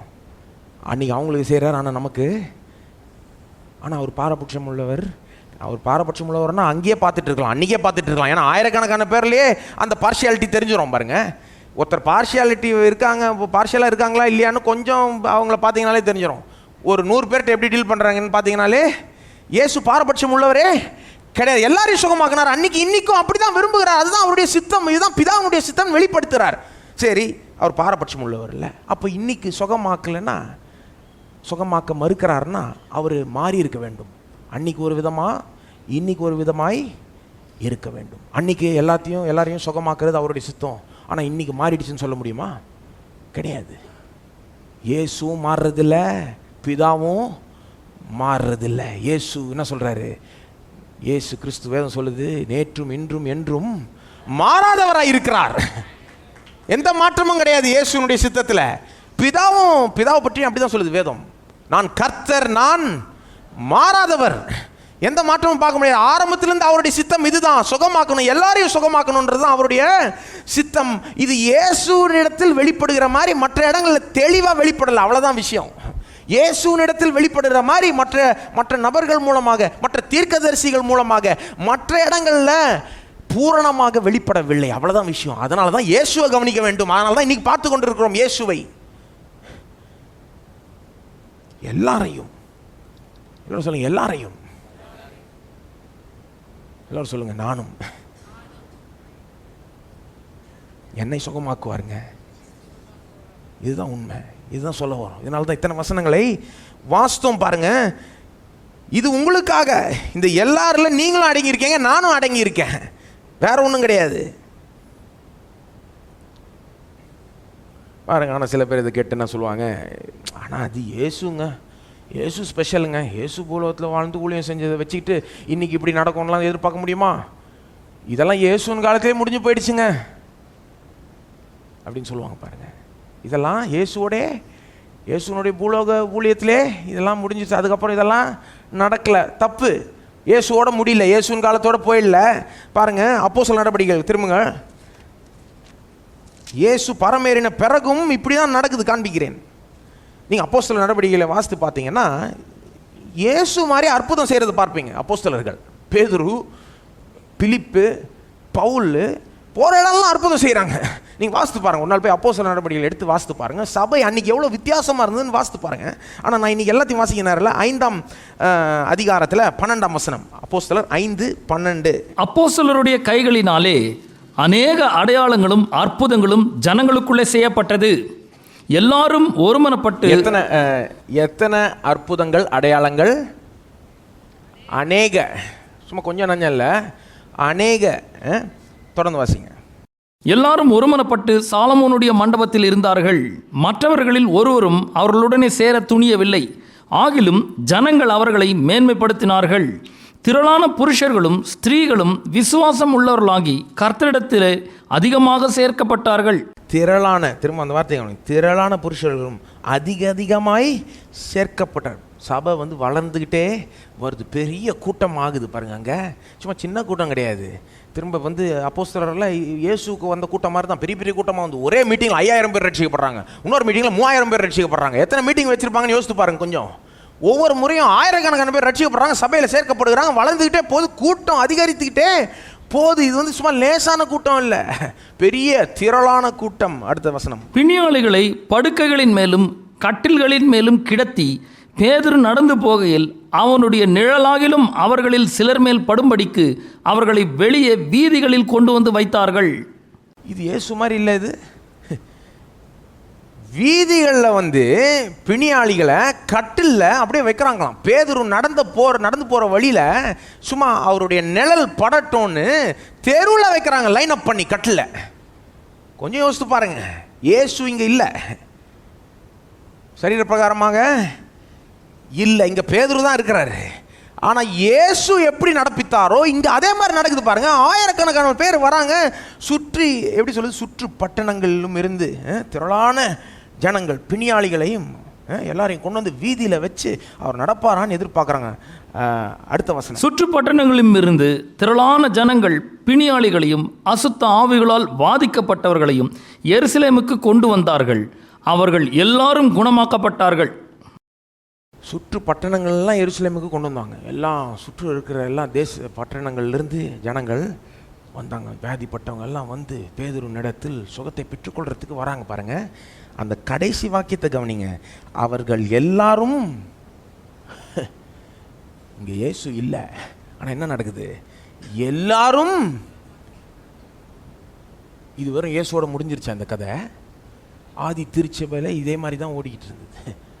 இன்னும் கேட்டால் நீங்கள் சரித்திரத்தை பார்த்தீங்கன்னா நீங்கள் பார்ப்பீங்க, ஆரம்ப நாட்களில் இந்த சரீர சுகத்தெல்லாம் ரொம்ப நம்பினாங்க, ரொம்ப விசுவாசித்தார்கள். ஆக இது ரொம்ப இந்த வல்லமையை பார்த்தார்கள், அனுபவித்தார்கள். போக போக தான் சபை வந்து இதை பற்றி சந்தேகப்படுத்தி சந்தேகத்தை மூட்டி விட்டு பாருங்கள், இதை விசுவாசிக்காமல் போனதுனால தான் இது கம்மியாயிடுச்சு.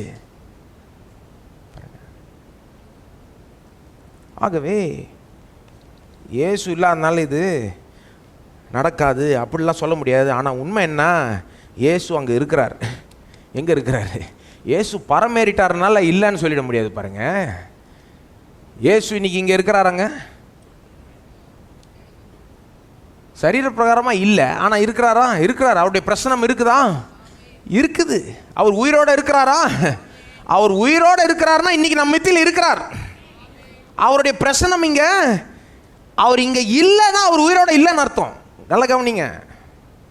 நான் எங்கே 2-3 பேர் என்ன நாமத்தில் ஒன்றாய் கூடி வந்தார்களோ வருகிறார்களோ நான் அவர்கள் மத்தியில் வாசமாக இருப்பேன், பிரசன்னமாக இருப்பேன் சொல்கிறார் பாருங்க. 2 பேர் 3 பேர் இயேசு நாமத்தில் கூடி வரும்போது அவர் அங்கே இருக்கிறார். அவர் இப்படி இல்லைன்னா அவர் உயிரோடவே இல்லை. ஆனால் உயிரோடு இருக்கிறாரா? இன்னைக்கு இருக்கிறார். சிங்காசனத்தில் வீற்று இருக்கிறார். அவர் உயிரோடு இருக்கிறது என்பதை உங்களுக்கு நிரூபித்து காண்பிக்க விரும்புகிறார். இங்கே இருக்கிறார், அற்புதங்களை செய்கிறார். இன்றைக்கும் நேற்றும் இன்றும் என்றைக்கும் மாறாதவராக இருக்கிறார். இன்றைக்கும் யாராவது அவரை நோக்கி கூப்பிட்டா, இயேசுவே எனக்கு குணமாகும், என்னை சுகமாக்கும் அப்படின்னு கேட்டா அவர் செய்வாரா? செய்ய மாட்டாரா? செய்வார். எந்த மாற்றமும் கிடையாது. அவர் போனதுனால இதெல்லாம் நின்றுச்சு, கிடையவே கிடையாது. அப்போஸ்தலர் சபையில், ஆதி திருச்சபையில் இது நிற்கலை. ஏன்? ஏன்னா இயேசு இருக்கிறார், பிரசன்னமாக இருக்கிறார். பரிசுத்த ஆவியானவர் மூலமாய் இன்னும் கிரியை செய்கிறார், அவருடைய வல்லமையை விளங்க பண்ணுகிறார் பாருங்க. இன்னைக்கு இன்னும் கேட்டால் இயேசுனுடைய பூலோக ஊழியத்தை காட்டிலும் இன்னைக்கு இயேசுவால் எல்லா இடங்கள்லையும் பிரசன்னமாய் இருக்க முடியுது பாருங்க. பூலோக ஊழியத்தில் இயேசு வந்து ஒரு இடத்துல தான் இருக்க முடிஞ்சுது. இந்த ஊருக்கு போனார், அடுத்தது அந்த ஊருக்கு போனார். ஆனால் அவர் எங்கே இருந்தாலும் எல்லா ஜனங்களும் அங்கே ஓடி போனாங்க பாருங்க. அவர் அங்கே போயிட்டாலும் எல்லாம் அங்கே ஓடி போனாங்க. இன்னைக்கு நீங்கள் எங்கேயும் ஓடி போக தேவையில்லை. ஏனென்றால் உங்களுக்குள்ளாகவே இருக்கிறார். பரிசுத்த ஆவியானவர் மூலமாக உங்களுக்குள்ளாகவே இருக்கிறார். நீங்கள் செய்ய வேண்டியதெல்லாம் வாயை திறந்து, இயேசுவே என்னை குணமாக்கும், என்னை சுகமாக்கும், நான் நம்புகிறேன், நான் விசுவாசிக்கிறேன், இதுதான் உம்முடைய சித்தம், வேற எதுவும் உம்முடைய சித்தம் அல்ல சொன்னீங்கன்னா என்ன நடக்கும்? அவ்வளோதான், போதும். நீங்கள் எங்கேயும் ஓட தேவையில்லை, அங்கேயும் இங்கேயும் அலைய தேவையில்லை பாருங்க. சந்தேகங்கள் நீங்க வேண்டும். ஆனால் தான் அத்தனை வசனங்களை வாசித்தோம். சந்தேகங்கள் நீங்க வேண்டும்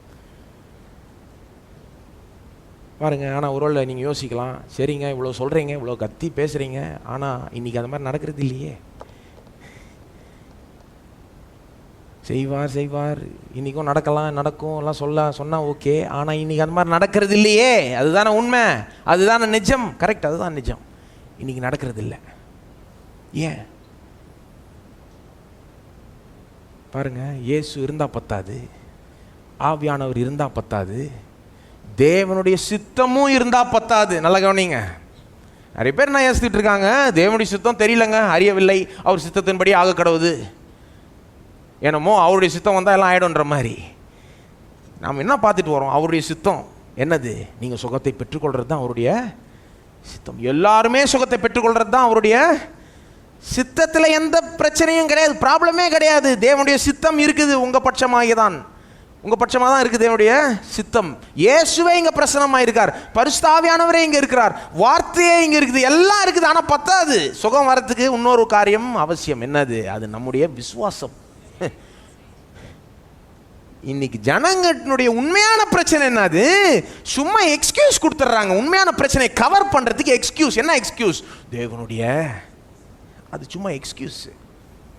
உண்மையான பிரச்சனை அது விசுவாசம். பாருங்க, இயேசு பூலோகத்தில் வாழும்போதே நம்ம வாசித்தோம்ல, எல்லா இடத்துலையும் போய் எல்லாரையும் சுகமாக்கினார். எத்தனை வசனங்கள் வாசித்தேன், இதுக்கு மேலேயும் வசனங்கள் இருக்குது, எனக்கு வாசிக்க நேரம் இல்லை.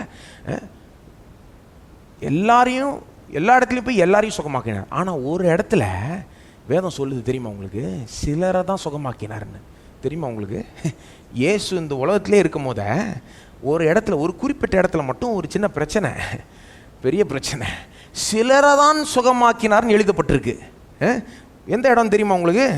அவருடைய சொந்த ஊர். யாருடைய சொந்த ஊர்? இயேசுடைய வளர்ந்த ஊர் நாசரேத் பட்டணம். மார்க்கு 6ஆம் அதிகாரம், மார்க்கு 6ஆம் அதிகாரம் 5ஆம் வசனம். அங்கே அவர் சில நோயாளிகளின் மேல் கைகளை வைத்து அவர்களை குணமாக்கினதே அன்றி வேறொரு அற்புதமும் செய்யக்கூடவில்லை. ரொம்ப ஒரு வினோதமான ஒரு வசனம். என்ன சொல்லுது? சில நோயாளிகள் மேல் கைகளை வைத்து அவர்களை குணமாக்கினதே அன்றி. சில, நான் சொன்னேன் உங்கள்கிட்ட, சில கிடையாது, சகல, எல்லாரும் தான். ஆனால் இந்த இடத்துல என்ன போட்டிருக்கு? சில நோயாளிகள் மட்டும்தான் கைகளை வைத்து சுகமாக்கினாராம், வேறொரு அற்புதம் செய்யக்கூடாமல் என்ன? செய்ய முடியாமல் இருந்தார். அப்படின்னா என்ன அர்த்தம்? செய்ய முயற்சி செய்தார், ஆனால் செய்ய முடியல. அப்படின்னா என்ன அர்த்தம்? ஏன் செய்ய முடியல? அடுத்த வசனம் சொல்லுது பாருங்க காரணம். அவர்களுடைய அவிசுவாசத்தை குறித்து ஆச்சரியப்பட்டு கிராமங்களிலே சுற்றித் திரிந்து உபதேசம் பண்ணினார். ஏன் காரணம்? என்ன காரணம்? அவிசுவாசம். ஏன் சிலவங்களை மட்டும், சில நோயாளிகளை மட்டும் குணமாக்கினார்? இது தேவனுடைய சித்தம்னாலயா? கிடையாது. தேவனுடைய சித்தம் நாசரத்தில் வெறும் சிலவங்களை தான் குணமாகணுன்றதா? கிடையாது. சொந்த ஊர், இயேசுனுடைய சொந்த ஊரில் கொஞ்சம் சுகத்தை கொஞ்சம் லேசாக காமிக்கலாம், கம்மியாக காமிக்கலான்னு தேவன் சித்தம் கொண்டாரா? கிடையாது. சொந்த ஊர் ஆளுங்க அவங்க சரி கிடையாது, ஆனால் சித்தத்தை மாற்றிக்கிட்டாரா? கிடையாது. அவருடைய சித்தத்தில் எந்த மாற்றமும் கிடையாதுங்க. இன்னும் கேட்டால் இயேசு அங்கே சுகம் அளிக்க முயற்சி செய்கிறார், ஆனால் கூடாமல் போயிட்டு, அவரால் செய்ய முடியல. இயேசுவே அங்கே இருக்கிறார், சரீர பிரகாரமாகவே இருக்கார். நிறைய பேர் யோசிக்கிறாங்க இயேசு சரீர பிரகாரமாக வந்துட்டா எல்லாம் சரியாயிடும், எல்லா பிரச்சனைகளும் தீர்ந்துடும். கிடையாது. இயேசு நாசரேத்துக்கு சரீர பிரகாரமாக போனார், அற்புதங்கள் செய்யணுன்ற எண்ணத்தோட போனார், செய்ய முயற்சி செய்தார். தேவனுடைய சித்தமும் எல்லாரும் சுகமாகணுன்றது தான் தேவனுடைய சித்தம். அங்கே நசரத்திலையும் அதே சித்தம் தான் இருந்தது, ஆனால் செய்யக்கூடாமல் போயிட்டு. ஏன்? ஜனங்களுடைய அவிசுவாசம். ஏதோ ஒரு சில தடைகள் பாருங்க இந்த ஜனங்களுக்கு விசுவாசிக்காதபடிக்கு தடை செஞ்சிருச்சு. என்ன தடை தெரியுமா? இந்த இயேசு எனக்கு தெரியுமே, சொந்த ஊர் பாருங்க, அசட்டை பண்ணினார்கள் இயேசுவை. கால் சட்டை போடுறது தெரியும் அந்த பயலை அப்படின்னாங்க. சின்ன பெரிய ஆள் நினைப்பா இவருக்கு, அப்படி இப்படியும் ரொம்ப ஷோ காமிச்சிக்கிட்டு இங்கே வந்திருக்காரு. இப்போது எனக்கு தெரியாதா இவங்க குடும்பம் யாருன்னு? வெறும் கார்பெண்டர். இவங்க சகோதரர்கள் யாருன்னு தெரியாதா? இவரை பற்றி எனக்கு எல்லாம் தெரியும், எல்லாம் பாருங்க. அப்படி அசட்டை பண்ணினார்கள். அவங்களுக்கு இவர் இந்த ஊரில் வளர்ந்தது அவங்களுக்கு ஒரு தடை ஆயிடுச்சு கடைசியில். அப்படியே சொல்லுது அந்த வசனத்தில், 3ஆம் வசனத்தில், அவரை குறித்து இடரல் அடைந்தார்கள். இடரல், அவங்க they were offended. அவங்களுக்கு ஒரு அஃபென்ஸ் ஆயிடுச்சு. அது அவங்க அவர் அங்கே வளர்ந்ததை பெருமையாக தான் பேசிக்கணுமே ஒழிய, அது பாருங்க கடைசி அவங்களுக்கு எப்படி மாறிடுச்சு? ஒரு இடரல் ஆயிடுச்சு.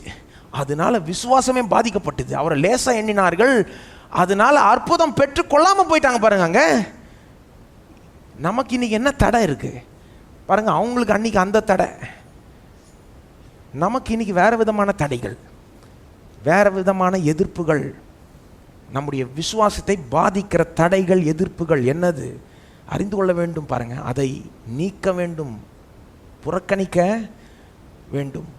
நிறைய பேருக்கு இன்னைக்கு என்ன தடை? இல்லைங்க இத்தனை பேர் சொல்கிறாங்களேங்க, இல்லைங்க இத்தனை பேர் சுகமாகாமல் இருக்காங்களேங்க, உங்களுக்கு என்ன தடை இன்னைக்கு? பாருங்கள், வேறு சிலருக்கு இப்படி தான், இதுதான் தடை. பாருங்கள், 20 வருஷமாக இப்படி இருக்கேங்க, இது எப்படிங்க சரியாகும்? 30 வருஷமாக நான் இப்படி இருக்கேங்க, இது எப்படி? இதெல்லாம் தடைகள். பாருங்கள், நம்மை விசுவாசிக்காதபடிக்கு நம்மை தடை பண்ணுகிறது. அவங்களை எப்படி தடை பண்ணுச்சோ நம்மை வேறு விதமான தடைகள் தடை பண்ணுகிறது. சில பேருக்கு இதுதான் தடை. என்ன தெரியுமா தடை? தெய்வீக சுகமாக எனக்கு இதை பற்றி எல்லாம் தெரியும். எப்படி இவங்க இயேசுவை பற்றி யோசித்தாங்களோ, இயேசுவா எனக்கு அவரை பற்றி தெரியும், இவர் என்ன பெரியதா? அது மாதிரி சில பேர் இன்னைக்கு எப்படி யோசிக்கிறாங்க, தெய்வீக அதை பற்றி எனக்கு எல்லாமே எல்லா வசனங்களும் தெரிஞ்சு என்ன பிரயோஜனம்? விசுவாசிக்க வேண்டும். தெரிகிறது ஒன்று, விசுவாசிக்கிறது ஒன்றுங்க. இந்த சோப்பு இங்கே இருக்குதுன்னு தெரிஞ்சால் போதுமா? எடுத்து அதை கையில் போட்டு தேய்ச்சி கழுவி அழுக்கு போகிற வரைக்கும் யூஸ் பண்ணணும்ல. அது மாதிரி தான், தெரிஞ்சால் பத்தாது, விசுவாசிக்க வேண்டும். எல்லா தடைகளையும் மீறி விசுவாசிக்க வேண்டுங்க. அப்போதான் இயேசு அங்கே இருந்து பிரயோஜனம், தேவனுடைய சித்தம் உங்கள் பட்சமாக இருந்து பிரயோஜனம். இதுக்கெல்லாம் பாருங்கள், வெறும் இயேசு இருந்தால் பத்தாது, ஆவியானவர் இருந்தால் பத்தாது, வார்த்தை இருந்தால் பத்தாது, தேவனுடைய சித்தம் உங்கள் பட்சமாக இருந்தால் பத்தாது, நாம் விசுவாசிக்க வேண்டும். பாருங்கள், நீங்கள் இயேசு சுகமளித்த ஆளுங்களெல்லாம் பார்த்தீங்கன்னா அவங்க விசுவாசித்தவங்க தான் சுகம் பெற்றாங்க. கொஞ்சம் யோசித்து பாருங்கள். நிறைய பேர் இதை தப்பாக புரிஞ்சுக்கிட்டாங்க. நிறைய பேர் என்ன யோசிக்கிறாங்க, இயேசு இடத்தில் சுகம் பெற்றவங்கலாம் ஆட்டோமேட்டிக்காக பெற்றுக்கிட்டாங்கங்க. அதாவது அவங்க ஒன்றும் பெருசாக பண்ணிக்கல, இயேசு அங்கே இருந்தார் அதனால் சுகம் ஈஸியாக வந்துருச்சு. கிடையவே கிடையாது. அவங்க மடியில் ஒன்றும் வந்து சுகம் வந்து விழலை. அவங்க நிறைய எதிர்ப்புகளை, தடைகளை தாண்டி அதை மீதிலும் விசுவாசிக்க வேண்டியதாக அவசியமாய் இருந்தது. அப்பேற்பட்ட ஆளுகள் தான் சுகத்தை பெற்றுக்கொண்டார்கள். நான் ஒரு உதாரணம் கொடுக்குறேன் பாருங்கள். இந்த திமிர்வாதக்காரன், மார்க் 2:3-12 அவனுடைய சம்பவம் அங்கே இருக்குது. திமிர்வாதக்காரன் 4 நண்பர்கள் வந்து அவனை படுக்கையோடு தூக்கிட்டு போகிறாங்க. ஞாபகம் இருக்குல்ல உங்களுக்கு அந்த கதை? எல்லாத்தையும் வாசிக்க போகிறதுல கொஞ்சம் சிலதெல்லாம் டக்குன்னு சொல்லிட்டு போகிறேன் நான். மார்க் 2:3-12 அந்த சம்பவம் முழுசாக இருக்குது. நீங்கள் போய் வீட்டில் போய் வாசித்து பாருங்கள். அங்கே என்ன நடக்குது? ஏன் இதை சொல்கிறேன் நான்? இன்னைக்கு வந்து நீங்கள் சுகம் பெற்றுக்கொள்கிறதுக்கு தேவனுடைய சித்தம் ஒரு பிரச்சனையே கிடையாது.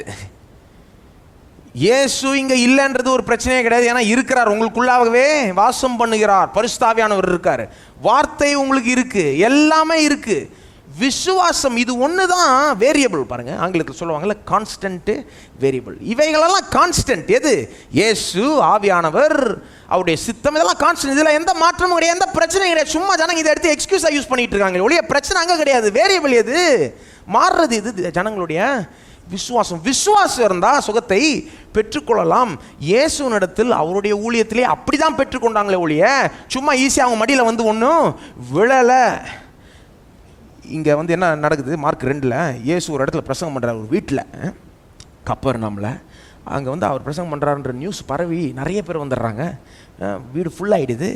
இந்த நியூஸ் வந்து ஒரு திமிர்வாதக்காரனுக்கும் போகுது. அவன் 4 நண்பர்கள் அவனுக்கு இருக்காங்க. படுக்கையில் அவனை வைத்து படுக்கையோடு அவனை தூக்கிட்டு வராங்க அந்த வீட்டுக்கு, சுகமடையணும்னு. இயேசு வந்திருக்காருன்னு கேள்விப்பட்டு போகிறாங்க. அங்கே போகிறாங்க, நுழைய பார்க்குறாங்க, நுழைய முடியல, ஃபுல்லாக இருக்குது வீடு, அவ்வளோ ஃபுல்லாக இருக்குது. கதை உள்ள நுழைய முடியல. இன்னும் கேட்டால் அங்கே எப்படி எழுதியிருக்குன்னா, கதை வெளியில் நிற்கிறதுக்கு கூட இடமே இல்லையாம். அவங்க யோசித்துருக்கலாம் பாருங்கள், இடம் ஃபுல்லாகிடுச்சு, உள்ளே போக முடியாது. ஒருவேளை கதை வண்டை நின்றுருக்கவங்க கூட சொல்லியிருக்கலாம், ஏன்ப்பா கொஞ்சம் சீக்கிரமாக வந்துருந்தா உள்ளே போயிருக்கலாம், ஆனால் லேட்டாக வந்துட்டேன், என்ன பண்ணுறது, இன்றைக்கி நீ சுகம் பெற்றுக்கொள்கிறது தேவனுடைய சித்தமாக இருக்காது போல இருக்குது சொல்லியிருக்கலாமா? சில ஆசாமிகள் இருந்திருப்பாங்க கதவு கிட்ட அந்த மாதிரி. அல்லது அவங்க சொல்லலைன்னா கூட அவங்க யோசித்திருக்கலாமா, இவ்வளோ தூரம் வந்துட்டோம் சுகத்தை பெற்றுக்கொள்கிறதுக்கு, ஆனால் உள்ளே கூட நுழைய முடியல. ஒருவேளை தேவன் இதன் நிமித்தமாக என்ன காண்பிக்க விரும்புகிறார் நமக்கு? அவருடைய சித்தம் அல்லன்னு காண்பிக்க விரும்புகிறார். அந்த எண்ணம் வந்திருக்கலாமா? நான் சொல்லுகிறேன், வந்திருக்கலாம். அவர்களும் மனிதர்கள் தான், கஷ்டப்பட்டு தூக்கிட்டு வராங்க அவனை பாருங்க படுக்கையோட. இவ்வளோ தூரம் வந்த பிறகு உள்ளே கூட நுழைய முடியல. வழியே இல்லை, போய் அவரை நெருங்கவே முடியல.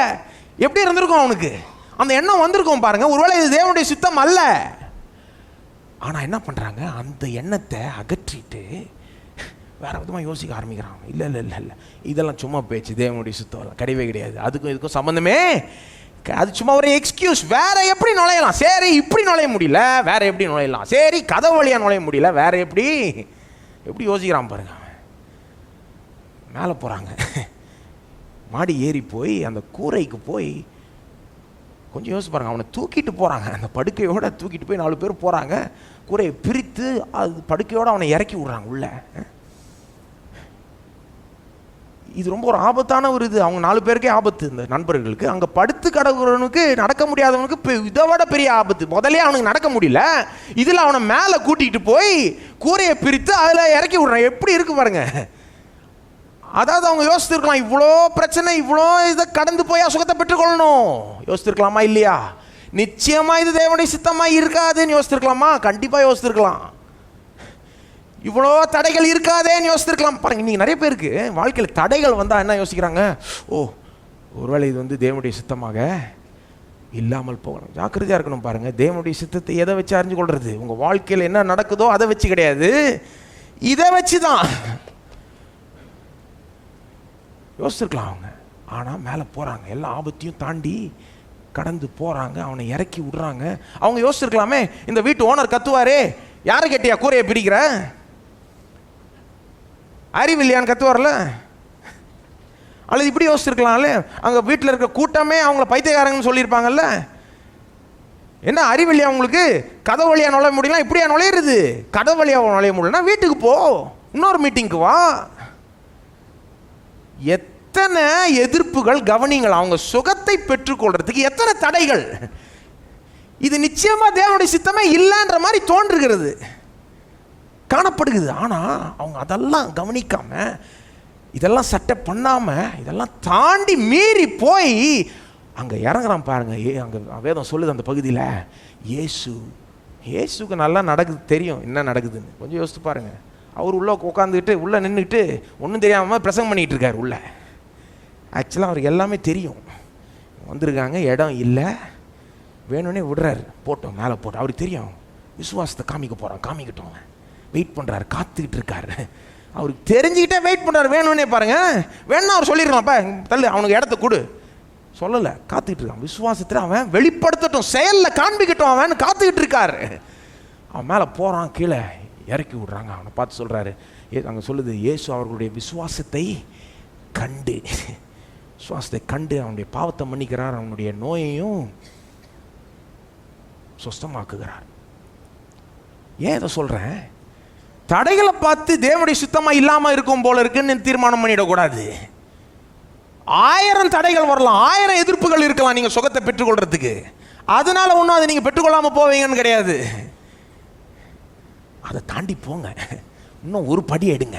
ஒருவேளை அந்த அடுத்த படியில் சுகம் உங்களுடையதா மாறிவிடும். பாருங்க, இன்னொரு உதாரணம் சொல்கிறேன். குருடான பர்த்திமேயு, தெரியுமா அந்த கதை உங்களுக்கு?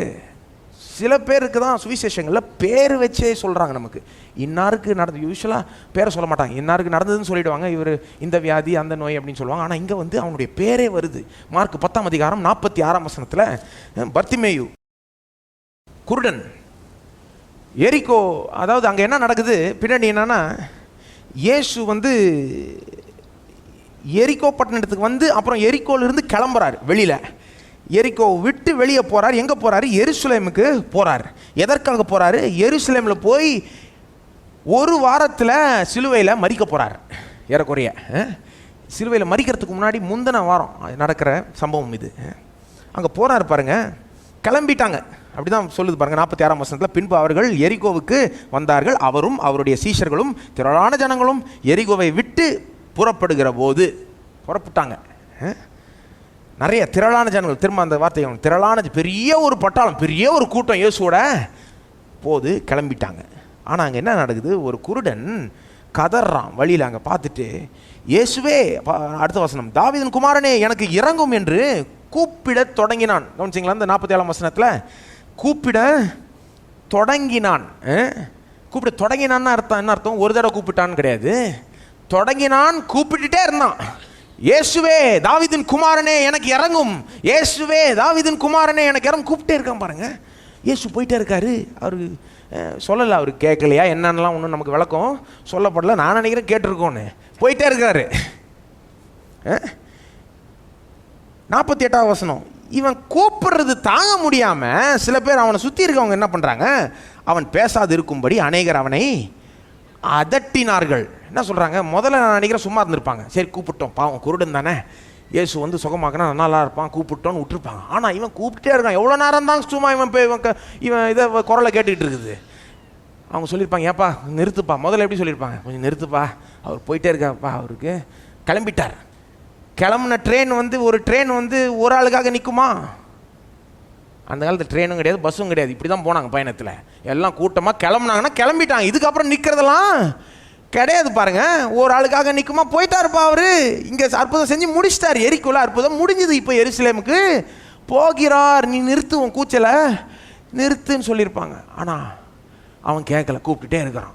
ஆனால் அவனை மெதுவாக சொன்னவங்க நான் நினைக்கிறேன் அதுக்கப்புறம் ஸ்ட்ரிக்டாக சொல்லியிருப்பாங்க. எப்படி சொல்லுதீங்க, அதட்டினார்கள். அதட்டினார்கள்னா மிரட்டினார்கள். இன்னொரு மொழிபெயர்ப்பு ஆங்கிலத்தில் வார்ன்டு, த்ரெட்டன்டு.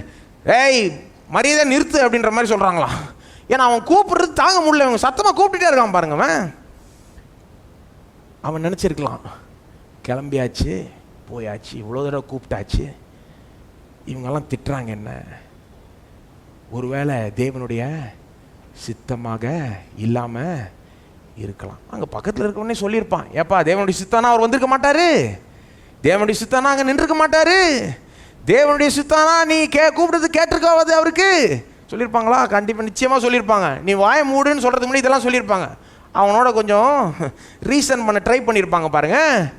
நிச்சயமாக அந்த எண்ணம் அவனுக்கு வந்திருக்கும்னு நினைக்கிறேன். ஒருவேளை தேவனுடைய, ஆனால் அதை அகற்றி வைக்கிறான், அதை எடுத்துக்கலாம. இத்தனை முறை கூப்பிட்டும் கேட்கலையே அப்படின்னு சோர்வடையில பாரு. அவன் சோர்வடையில என்ன பண்றான், அவனோ தாவீதின் குமாரனே எனக்கு இறங்கும் என்று முன்னிலும் அதிகமாய் கூப்பிட்டான். அவன் நிற்கிற மாதிரி கிடையாது, இன்னும் சத்தமா.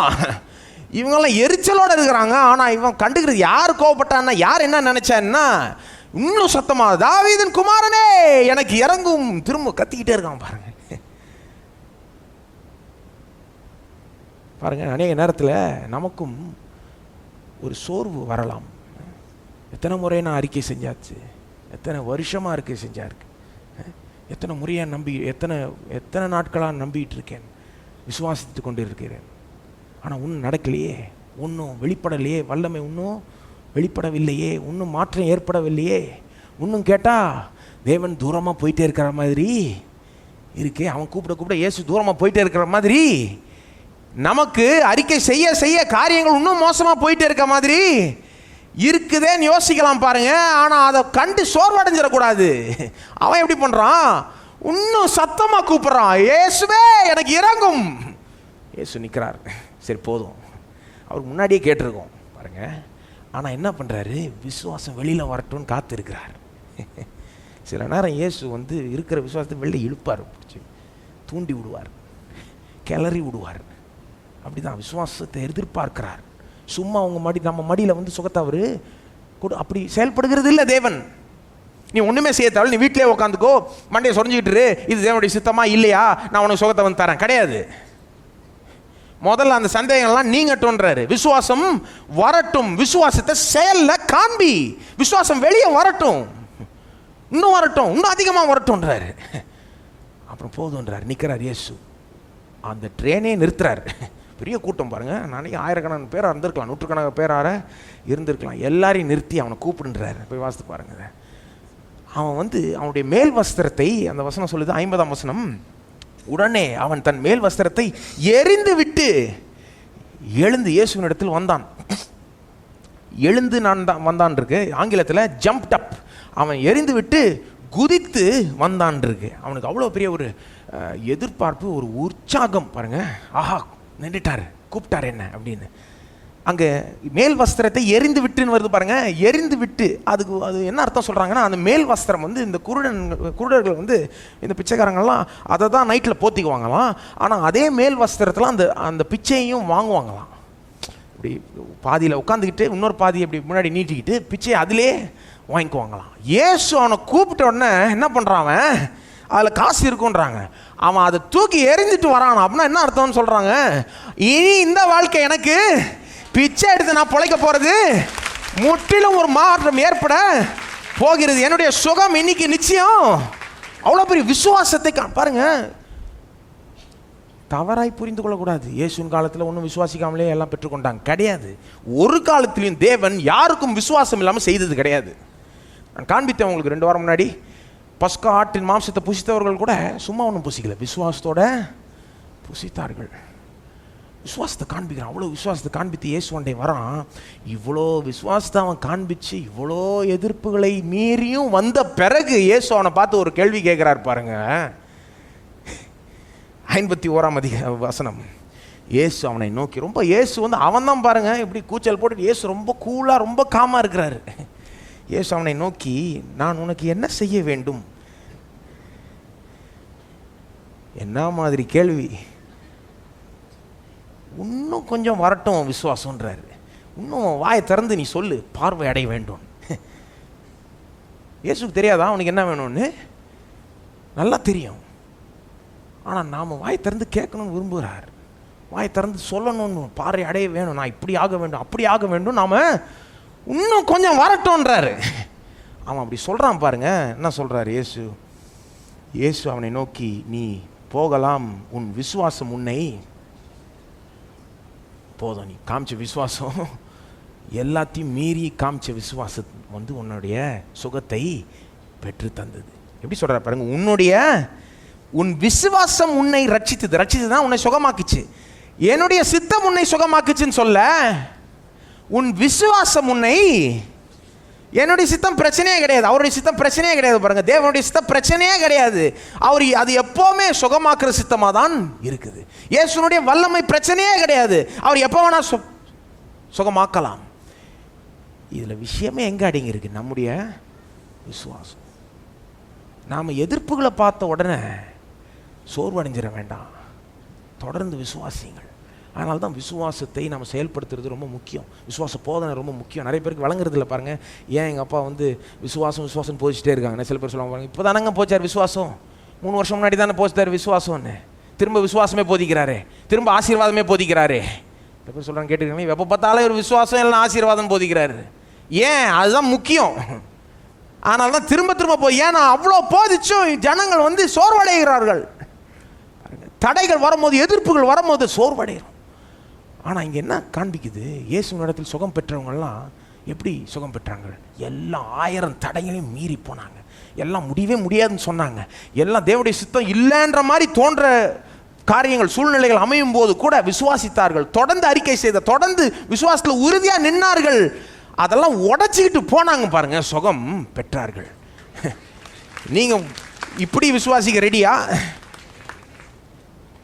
யாராவது விசுவாசிக்க முடியும், உங்களால் விசுவாசிக்க முடியும். விசுவாச சபை இது.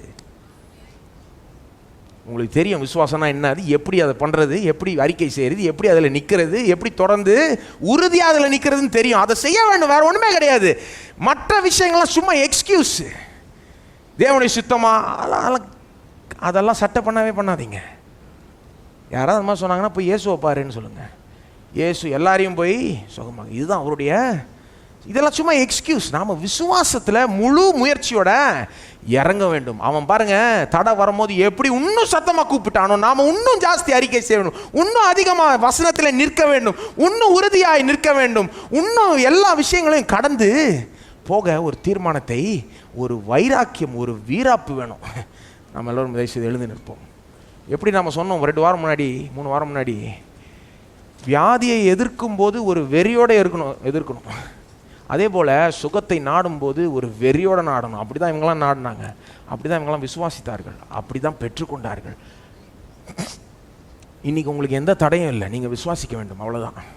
உங்களுக்கு அந்த விசுவாசத்தில் கூட ஒரு பிரச்சனை இருந்தது, விசுவாசிக்க முடியலன்னா நீங்கள் அவரை கேட்டிங்கன்னா அவர் உங்களுக்கு உதவி செய்வார். ஒருத்தன் சொன்ன, ஒரு தகப்பன் சொன்னா பாருங்க இயேசுட்ட, ஆண்டவரே நான் விசுவாசிக்கிறேன், ஆனால் இந்த அவிசுவாசம் நீங்கும்படி நீர் எனக்கு உதவி செய்யும் சொன்னான் பாருங்க. அங்கே கூட பார்த்தீங்கன்னா சுகமளிக்கிறார். ஆகவே உங்களுக்கு உதவி செஞ்சு உங்களை சுகமாக்க தான் விரும்புகிறாரே ஒழிய நீங்கள் அப்படியே இருக்கணும்னு அவருடைய சித்தமே கிடையாது. நம்ம அவரை துதிப்போம், ஆராதிப்போம், மகிமை செலுத்துவோம். ஆண்டவரே உங்களுக்கு நன்றி செலுத்துகிறோம். உங்களுடைய சித்தம் எங்களை சுஸ்தமாக்குறது தான் உங்களுடைய சித்தம் ஆண்டவர். எல்லாரும் சுகமாகணுன்றது தான் உங்களுடைய சித்தம். இதில் எந்த மாற்றமும் இல்லை, எந்த சந்தேகமும் கிடையாது ஆண்டவரே. இது எங்கள் உள்ளத்தின் ஆழத்தில் பதியட்டும் ஆண்டவரே. இதெல்லாம் கடந்து போய் நாங்கள் விசுவாசத்தில் கவனத்தை செலுத்தும்படி நீர் எங்களை உதவுவீராக, எங்களை வழி நடத்துவீராக, விசுவாசத்தை எங்களுக்கு தொடர்ந்து போதிப்பீராக. எப்படி உம்மை அதிகமாக நம்ப வேண்டும், உறுதியாக நிற்க வேண்டும், எப்படி அது ஆசீர்வாதம் அந்த சுகம் வர வரைக்கும் உம்மை நம்ப வேண்டும் என்பதை எங்களுக்கு காண்பியும் ஆண்டவரே, எங்களை போதியும் ஆண்டவரே. சுகத்தை ஜனங்கள் அனுபவிக்கும்படி நீர் செய்யும் ஆண்டவரே. அநேகர் ஆண்டவரே சோர்வடையாம தொடர்ந்து விசுவாசித்து சுகத்தை காணட்டும், சுகம் வந்து பழிக்கட்டும் ஆண்டவரே, அந்த வல்லமையை காணட்டும். அநேக வியாதிகளிலிருந்து சொஸ்தமாகட்டும் ஆண்டவரே. எப்பேற்பட்ட வியாதியாக இருந்தாலும், அது பெரிய வியாதியாக இருக்கட்டும், சின்ன நோயாக இருக்கட்டும், அது உமக்கு ஒன்றுமே கிடையாது. நீர் சித்தம் கொள்ளுகிறீர், நாங்கள் விசுவாசிக்க ரெடியாக இருக்கிறோம் ஆண்டவரே.